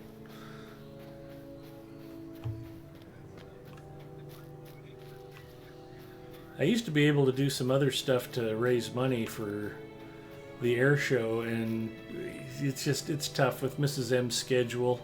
Getting her to dialysis and getting her to physical therapy, I just don't get a chance to get out and do some of the stuff I used to be able to do. Although I am happy to say she is getting stronger and able to walk further and faster, and it's been nice to see.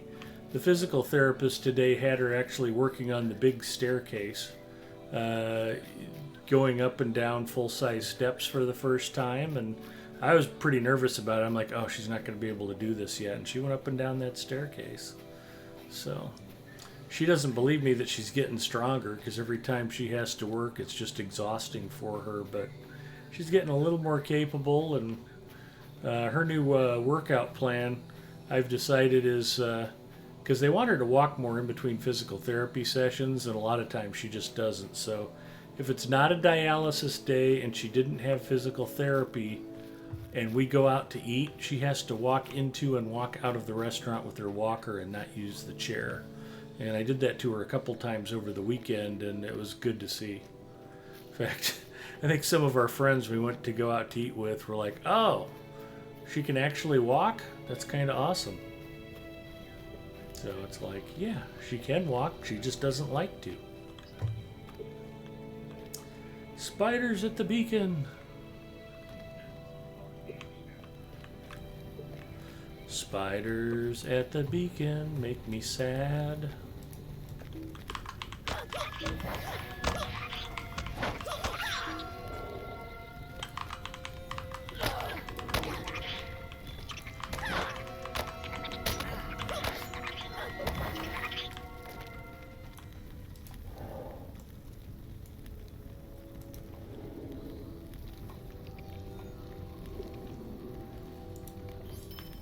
So if your name's not Forbin Kid and you haven't had a chance to donate tonight, just throw a few bucks in. Doesn't have to hurt. An overpriced cup of coffee, you know, whatever you might spend on Taco Bell when you don't really need to be eating that late at night. A little extra cash, send it towards the fundraiser. It would be very much appreciated. Will we ever see the sun again? We woke this morning to no sun, no light of day. Or if you're tired of hearing about the air show and you want me to shut up, just donate $4,380. Sounds like a steal. That works too.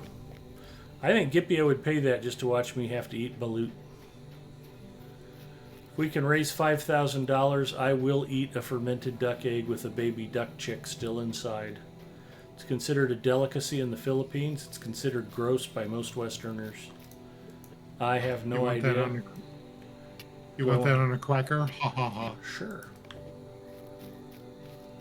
I'm pretty sure I'll need a mouthful of Cheez-Its once I choke that down, so.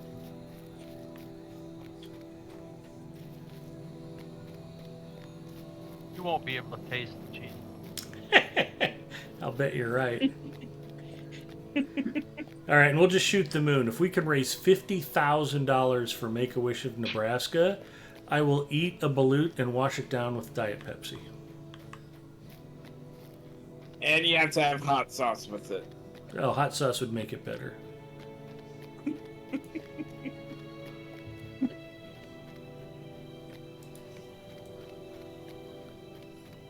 There pretty much aren't any flavors that could make it worse.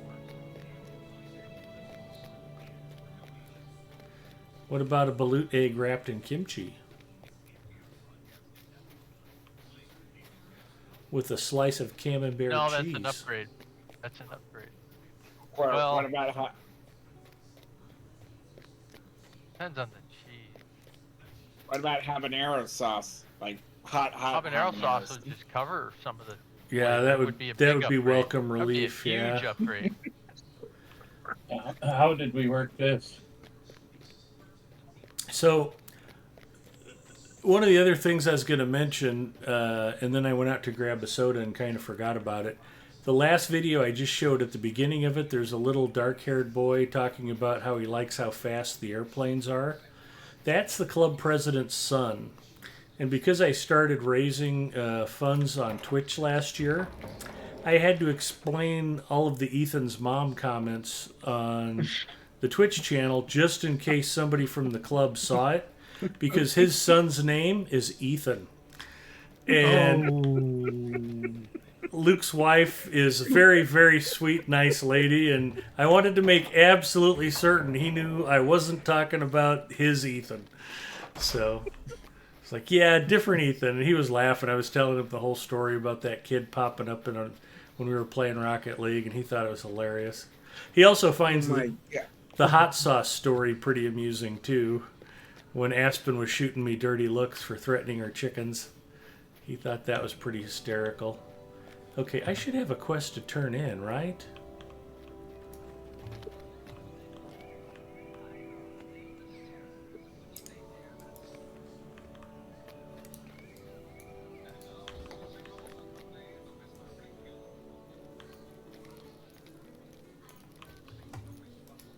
This darkness is a weight on my mind. Gotta have a drink. Well met.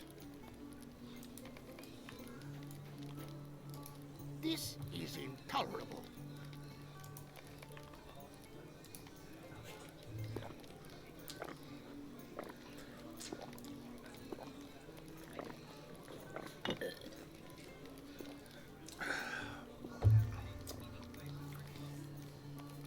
Right after you finish Rage? I finished Rage, I just haven't finished Rage 2. What is this world I keep coming threatening to for? stream Rage 2 and I just never get around to it. Part of the problem is it's a single player game. I don't get a chance to play a lot of single player games on stream. I think the last one you did was Witcher. Yeah. And I've actually thought is what would be hilarious is one of my punishments for fundraising would be to go back and play The Witcher on the hardest setting. Oh yeah, that would be fun. I might end up throwing a PC out the window though. Be a little nervous about it. That's some of your best rage moments on Witcher. I was Apex level pissed off playing the DLC on Witcher 3. It was really frustrating.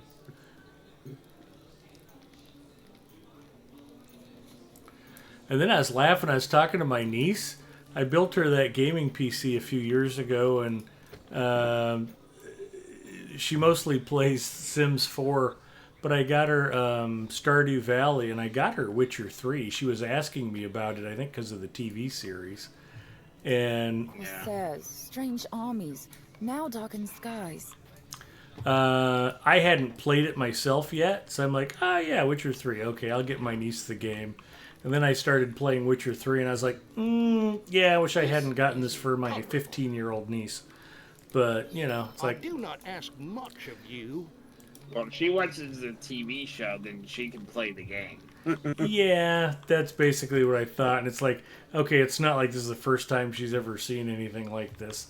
So...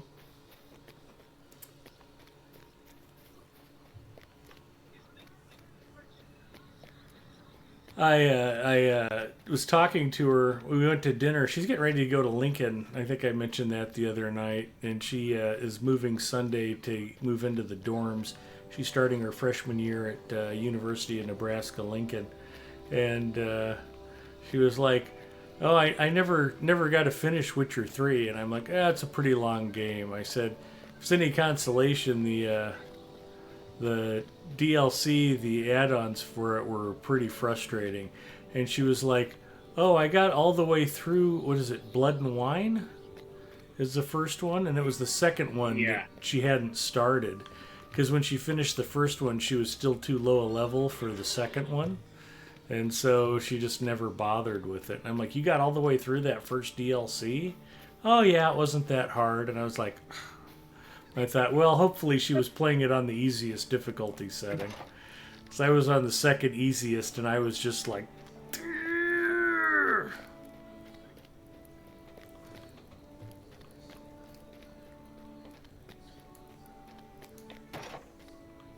Because playing the easiest setting, that's like golfing from the red tees. Yep.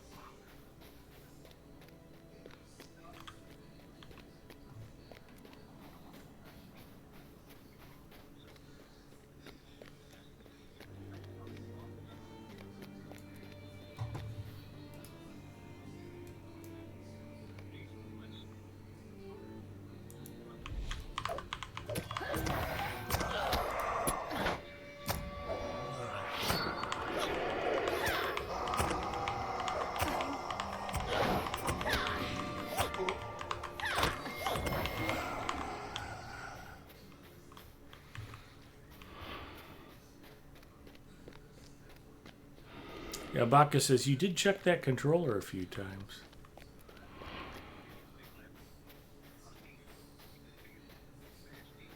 Well, it seemed like most of the boss fights in the DLC came down to you have to use one of your special Witcher powers, and the only way you're going to figure out which one is by trial and error. So good luck, player.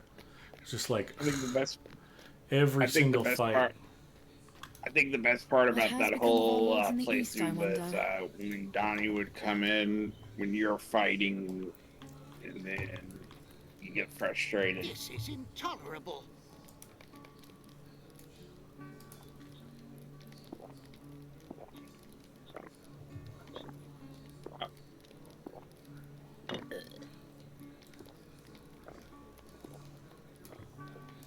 What is this world coming to? The case of fear is complete.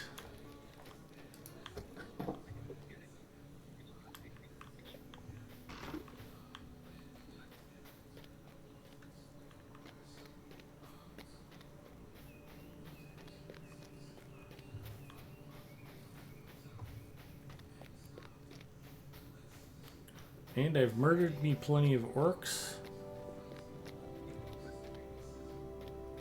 You gotta start doing quests from Candor now. He doesn't have anything for me. No? No. A forest of could threads. be Oh, I gotta go Could it fight be a rep spiders. thing? I don't think so. Be. Bounty, corpses at the Fallen Beacon, or Corsairs at the Fallen Beacon. That we've already established doesn't matter. So I got the 2 bounties, and I've got the forest full of threads. I gotta go kill me some spiders, apparently. A forest of threads? Oh yeah. That's where you're at, yeah. You're only about 5 quests away from rubbing threads then. Awesome. A forest of threads is followed by a commanding knock, and that has an instance at the end of it. And then there's oh wait. Oh, one of the roving threats is No, up you here. gotta do all of Arvithor's patrol too. Yep. You probably got a couple of those started. Veil of Shadow and Ethering's Defense, the Orcish Path. I thought I got eventually get vectored towards the wood cutting camp too. Yeah, that's his patrol. Yeah. That's the first half of the start patrol. of his patrol. Yeah. Oh shit! I just stopped myself. There's 2 roving threats right up here. Scythejaw and the you might troll want are to, both up here. Sure, Scythejaw, go get them. No, that's okay. I did solo him at level 100 on my champion, but I was on my war steed and it took me 20 minutes. I just kept riding past him fast enough, he never got me poisoned.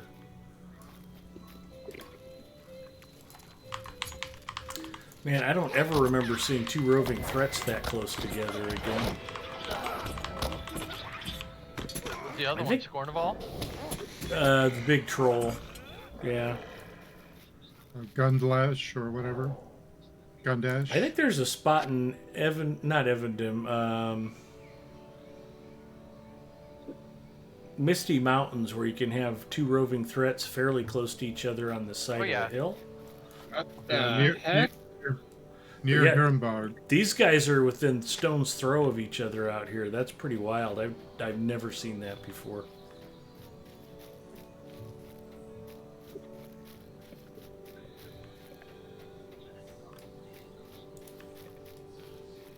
I don't remember ever seeing Gundash over here. Whatever his name is.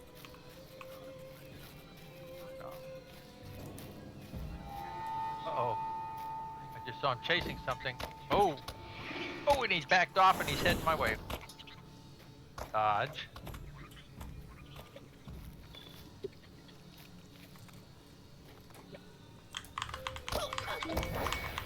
He's making really sudden.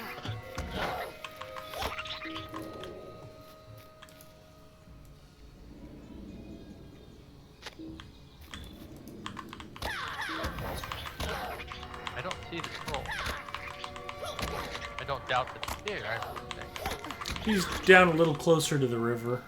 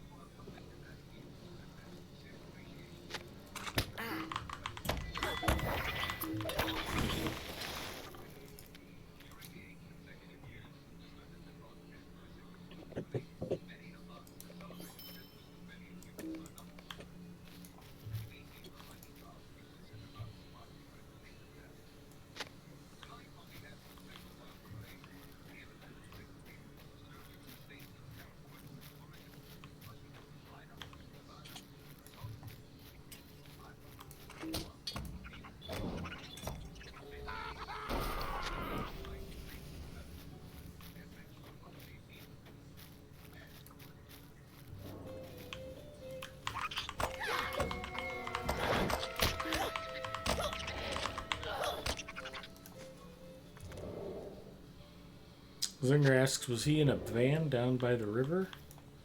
Very well could be.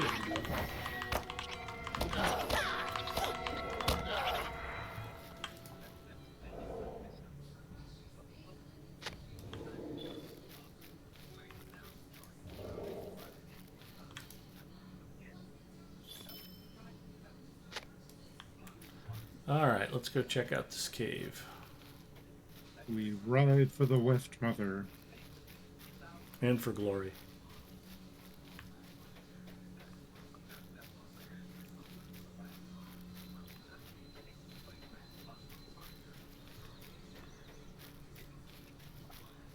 There's a warband. There's Scornival.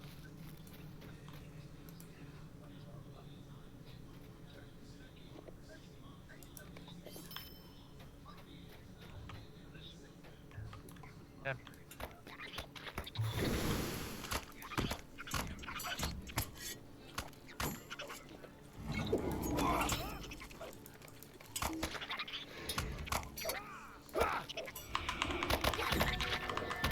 One minion, or is it two walking the same path? It's impossible to know for sure. It's three. No, it's easy to know when you have a key set to cycle to the next foe. And it stays in the same position for 3 key presses. There they are. Yep, they split apart. He's got 3 minions, but when he made the one turn, they all lined up into the same spot.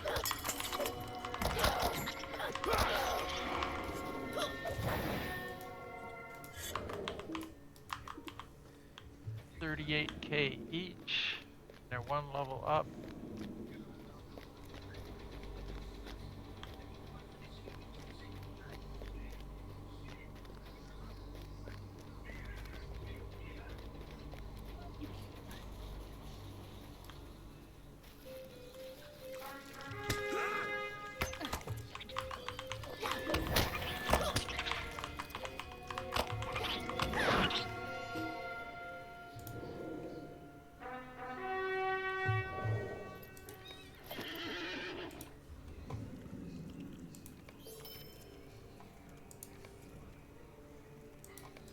Touch Scornival till I kill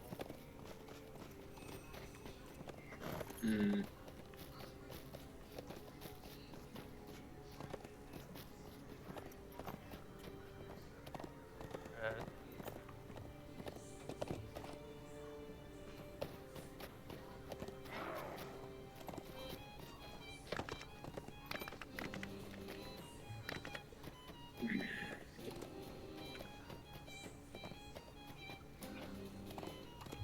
Why did my specialization tree reset? Because of your character class?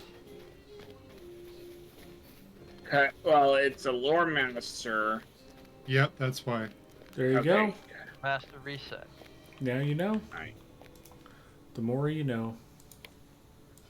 I was in here like almost a month ago, and I don't know why. Because of the update. It was reset. It was It was reset in update 41 Lore Master works quite differently now. Looking for Big Ed Mustafa? I'm Big Ed This Mustafa. darkness is a weight on my mind.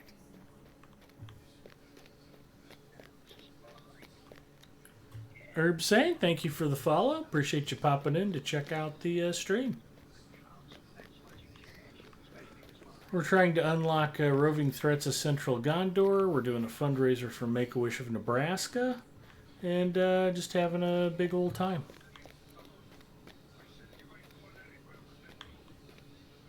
And if you were a red lore master, enjoy being OP at the moment, Finger says.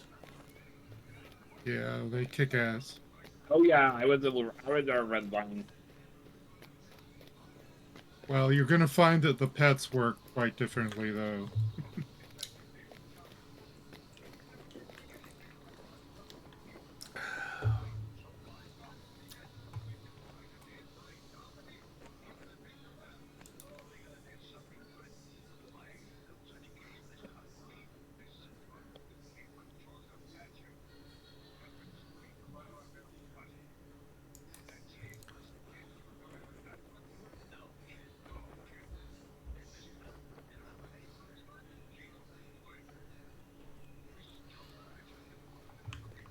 Was he back up at the beacon? Man.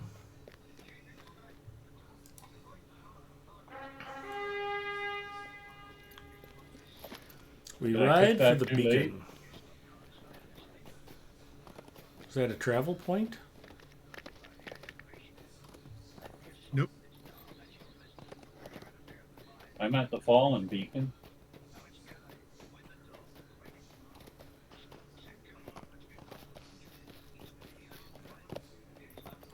Who's ever watching your TV, bacon your is fallen? speakers are too loud.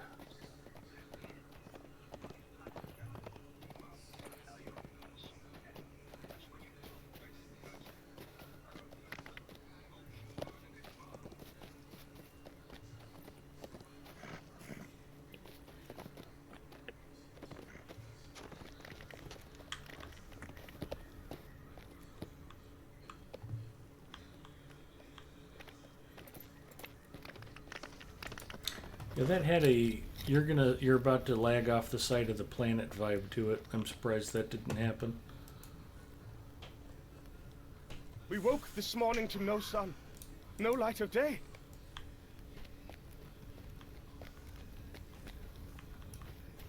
So it looks like they took out Storm Lore.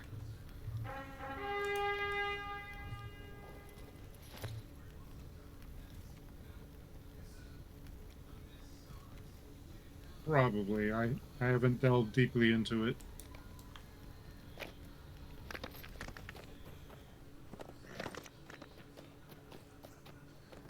But there was a pretty extensive explanation in the Update 41 patch notes. Alright, I'll have to look at that.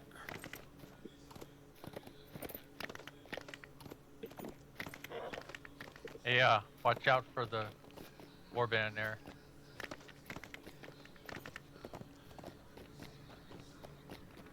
Go Gadget.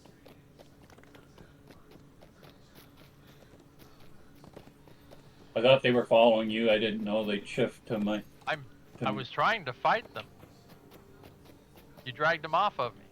Well, I still got one of them. I was attacking the two at the stone there, and... Yeah. Suddenly here comes through these other things. I know. Well, I've got one of the minions almost down.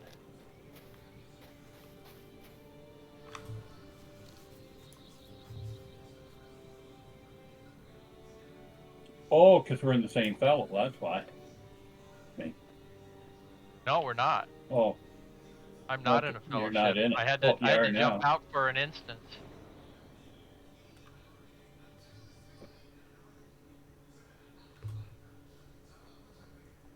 What is the crossing hall? That's a little bit up the hill from the main part of Ethring. That separate structure. Oh, is that one of the guards? On the other side of the river? No. No, it's on the same side as the main part that with the stable master and everything, but it's a little bit up the hill to the east.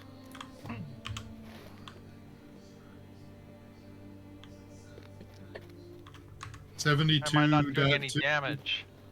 49.5. There it goes. Now it's here. Oh, where the Thane is. Yeah. Okay. I just assumed this was the mead hall. The thing. Yeah. Oh, that's the name of the Thane. Okay, never mind. I clearly have not been paying attention tonight. To no sun, no light of day. We woke this morning to no sun, no light of day. Loud noises from outside the crossing hall require Borhardor to seek your aid and quell his fear of an orcish invasion.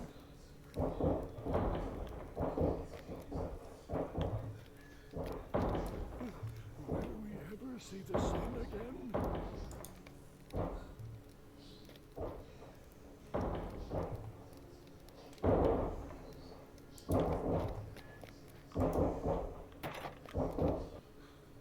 One of these guys are actually serving a bounty too. They are.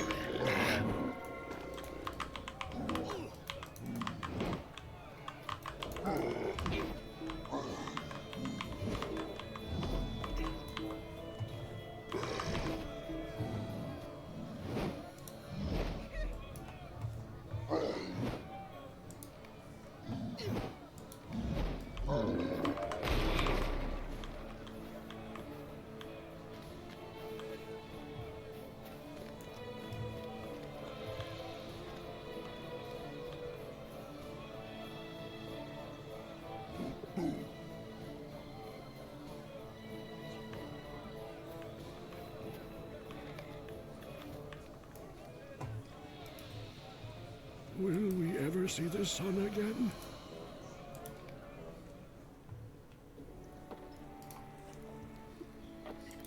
We woke this morning to no sun, no light of day.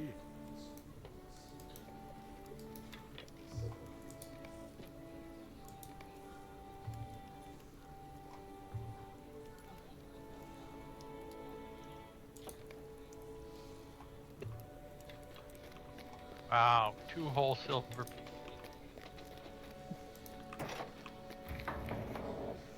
Don't spend it all in one place. There he is. There's the troll.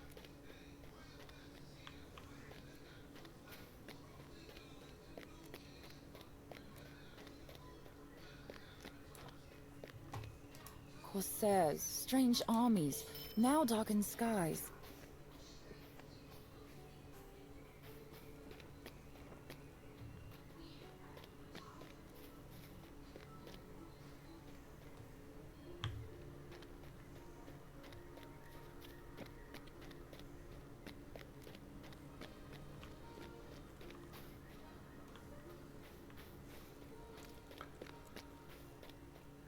All right, everybody. It is 11:25 p.m. Central, 12:25 server time.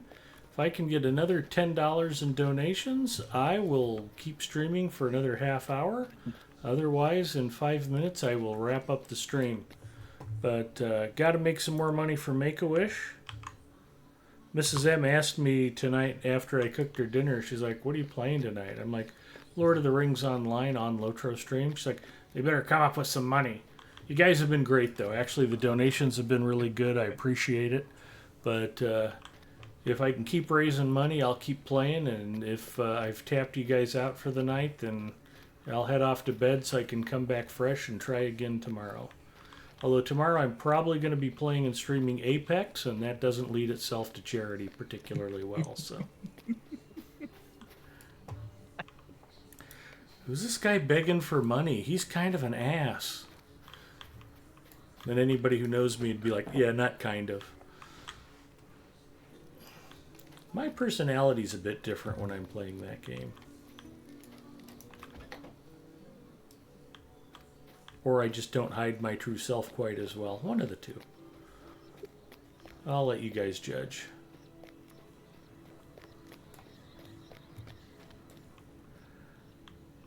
I don't know what else I'm supposed to be doing for this quest chain. I don't seem to be vectored anywhere. I just have the bounties. What's the current one? That's what I'm saying. It looks like the quest chain kind of petered out on me. Ringlow Vale, right?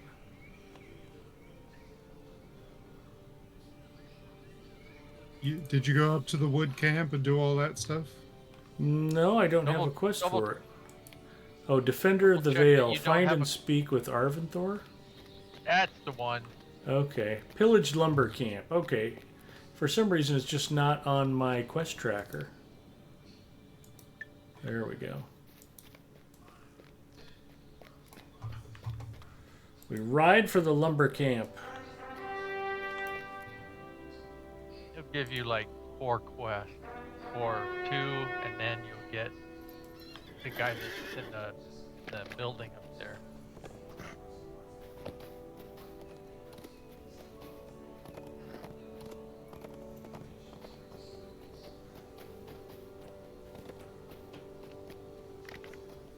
And isn't there 1 or 2 that are issued on landscape? Probably.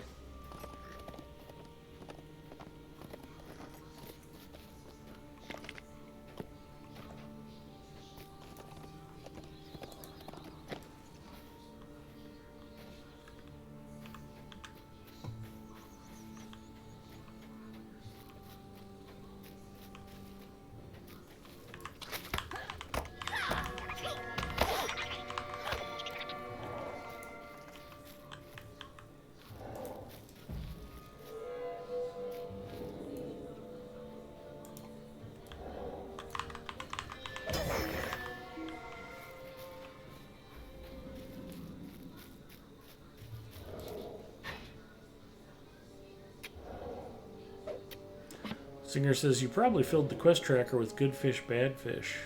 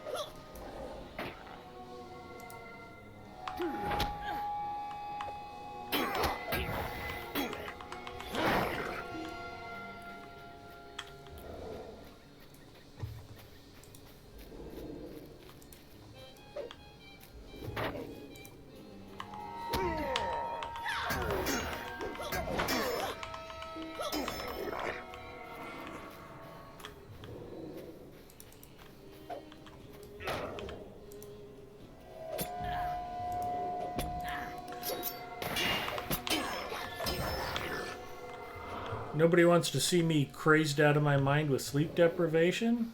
All it's going to cost you is $10 to keep me up longer. Who wants to donate to a great cause and punish me at the same time?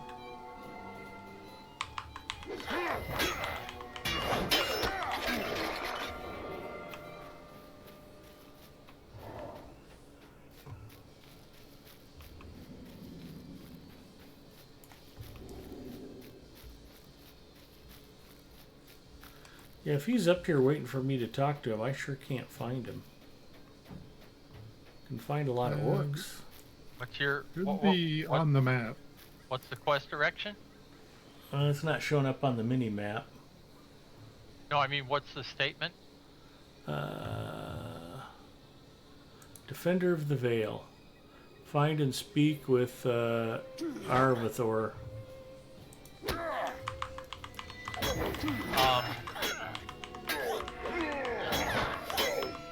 I don't think he's up at the lumber camp. I thought it said he was up by the lumber camp. Well, it starts there, then he follows you around various places. All right. Old man glasses activate. Let's see what we got. Arvathor can be found near a pillaged lumber camp, southeast of the village of Ethring. You should find and speak with Arvathor. So he's not at the lumber camp, and he's not on the... Okay, now he's showing up on the mini-map. Oh, he's away from the lumber camp. I must have been close enough to him earlier that it was knocking out the quest ring. I don't know why he wasn't visible before. I'm a little confused. Just kind of my natural state of being.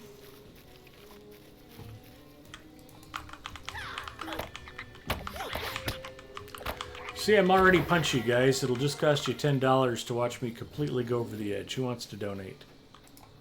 There's naught but ill omens these days. There's naught but ill omens these days. This darkness is a weight on my mind.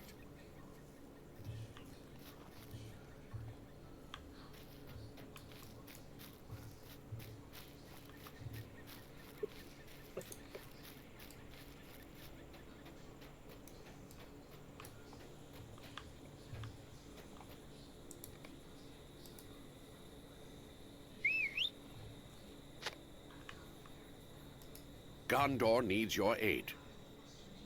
I'll go back to the lumber camp and kill more orcs again. Super fun.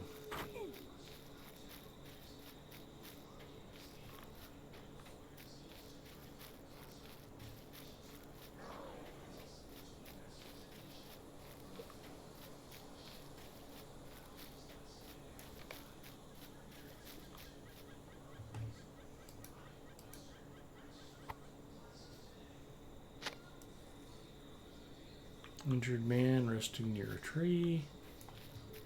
Sledges to pick up.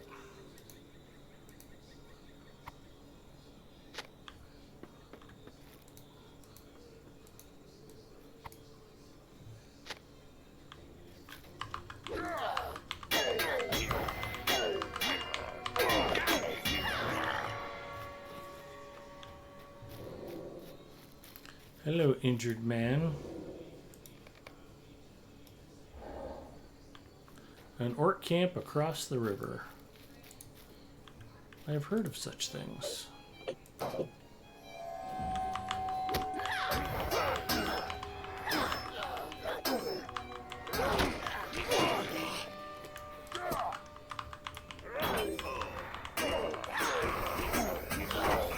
Don't worry, freelancer, I'll protect you.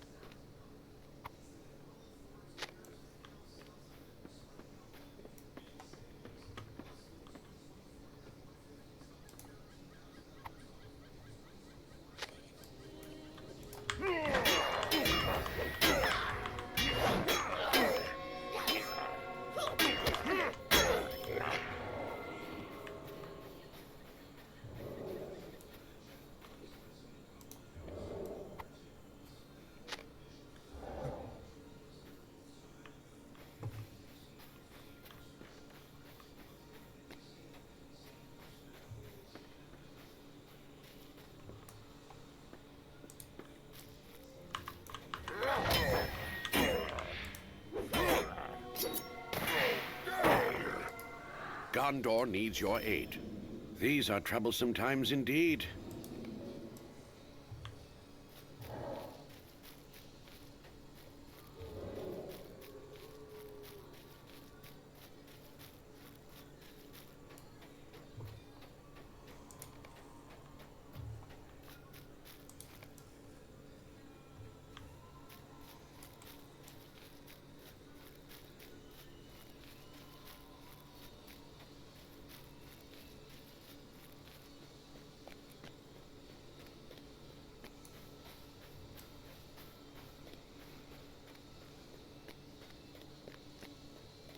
11:37. Well, doggone it.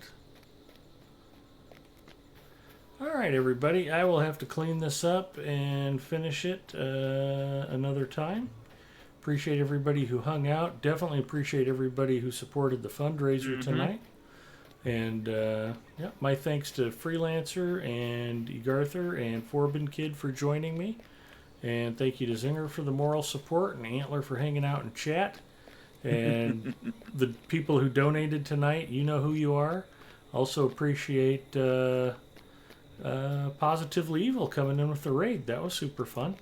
Hadn't talked to him for a while. And What has become of our lords in the East, I wonder? That's funny. I mentioned him for the first time in many months Wednesday night. Well, I think I was just getting on the computer at like 6 in the evening the other day, and like I said, he was just ending his stream, and I popped in to say hi. Is a weight on my mind. And I mean, I just, it's one of those things. It's like with Inquiring Mind streams, just time-wise, I'm usually doing something else when they're on. So I will get the rest of this quest cleaned up soon, though, and we'll get some roving threats done on Wednesday. Anyway, have a great night, everybody. You don't have to go home, but you can't stay here. I'm going to get me some beauty sleep. Obviously, I need a lot of it. Potino Bowen is up streaming Lotro. He came by and said hello earlier. Larry N is streaming Lotro. Professor Teacher G is on playing Elder Scrolls Online. That covers most of the notables. Let's see who else. Now, it looks like there's quite a bit of people streaming tonight. Sleepy Dog TV is streaming Lotro. Our old friend Doug Lendauer is streaming some Dungeons and Dragons online. Francelin 1995 is streaming Lotro. Poutine is streaming Lotro. Yeah, he was the first one I said, actually, but thanks. Oh. Glad you were paying attention again, Antler. 23 people streaming. All streaming Lotro? Yep. That's fantastic. That is the dream, is to always have a bunch of Lotro streamers on 24/7.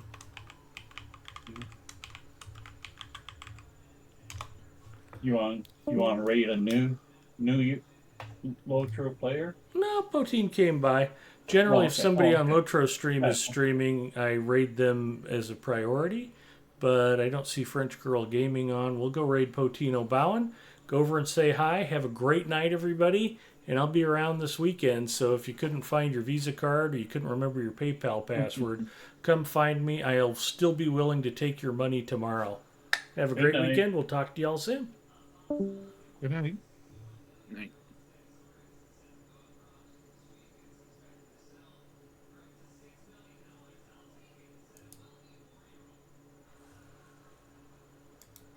So I'm doing the quest still. I just got my potato horse, so I want to get the stuff for my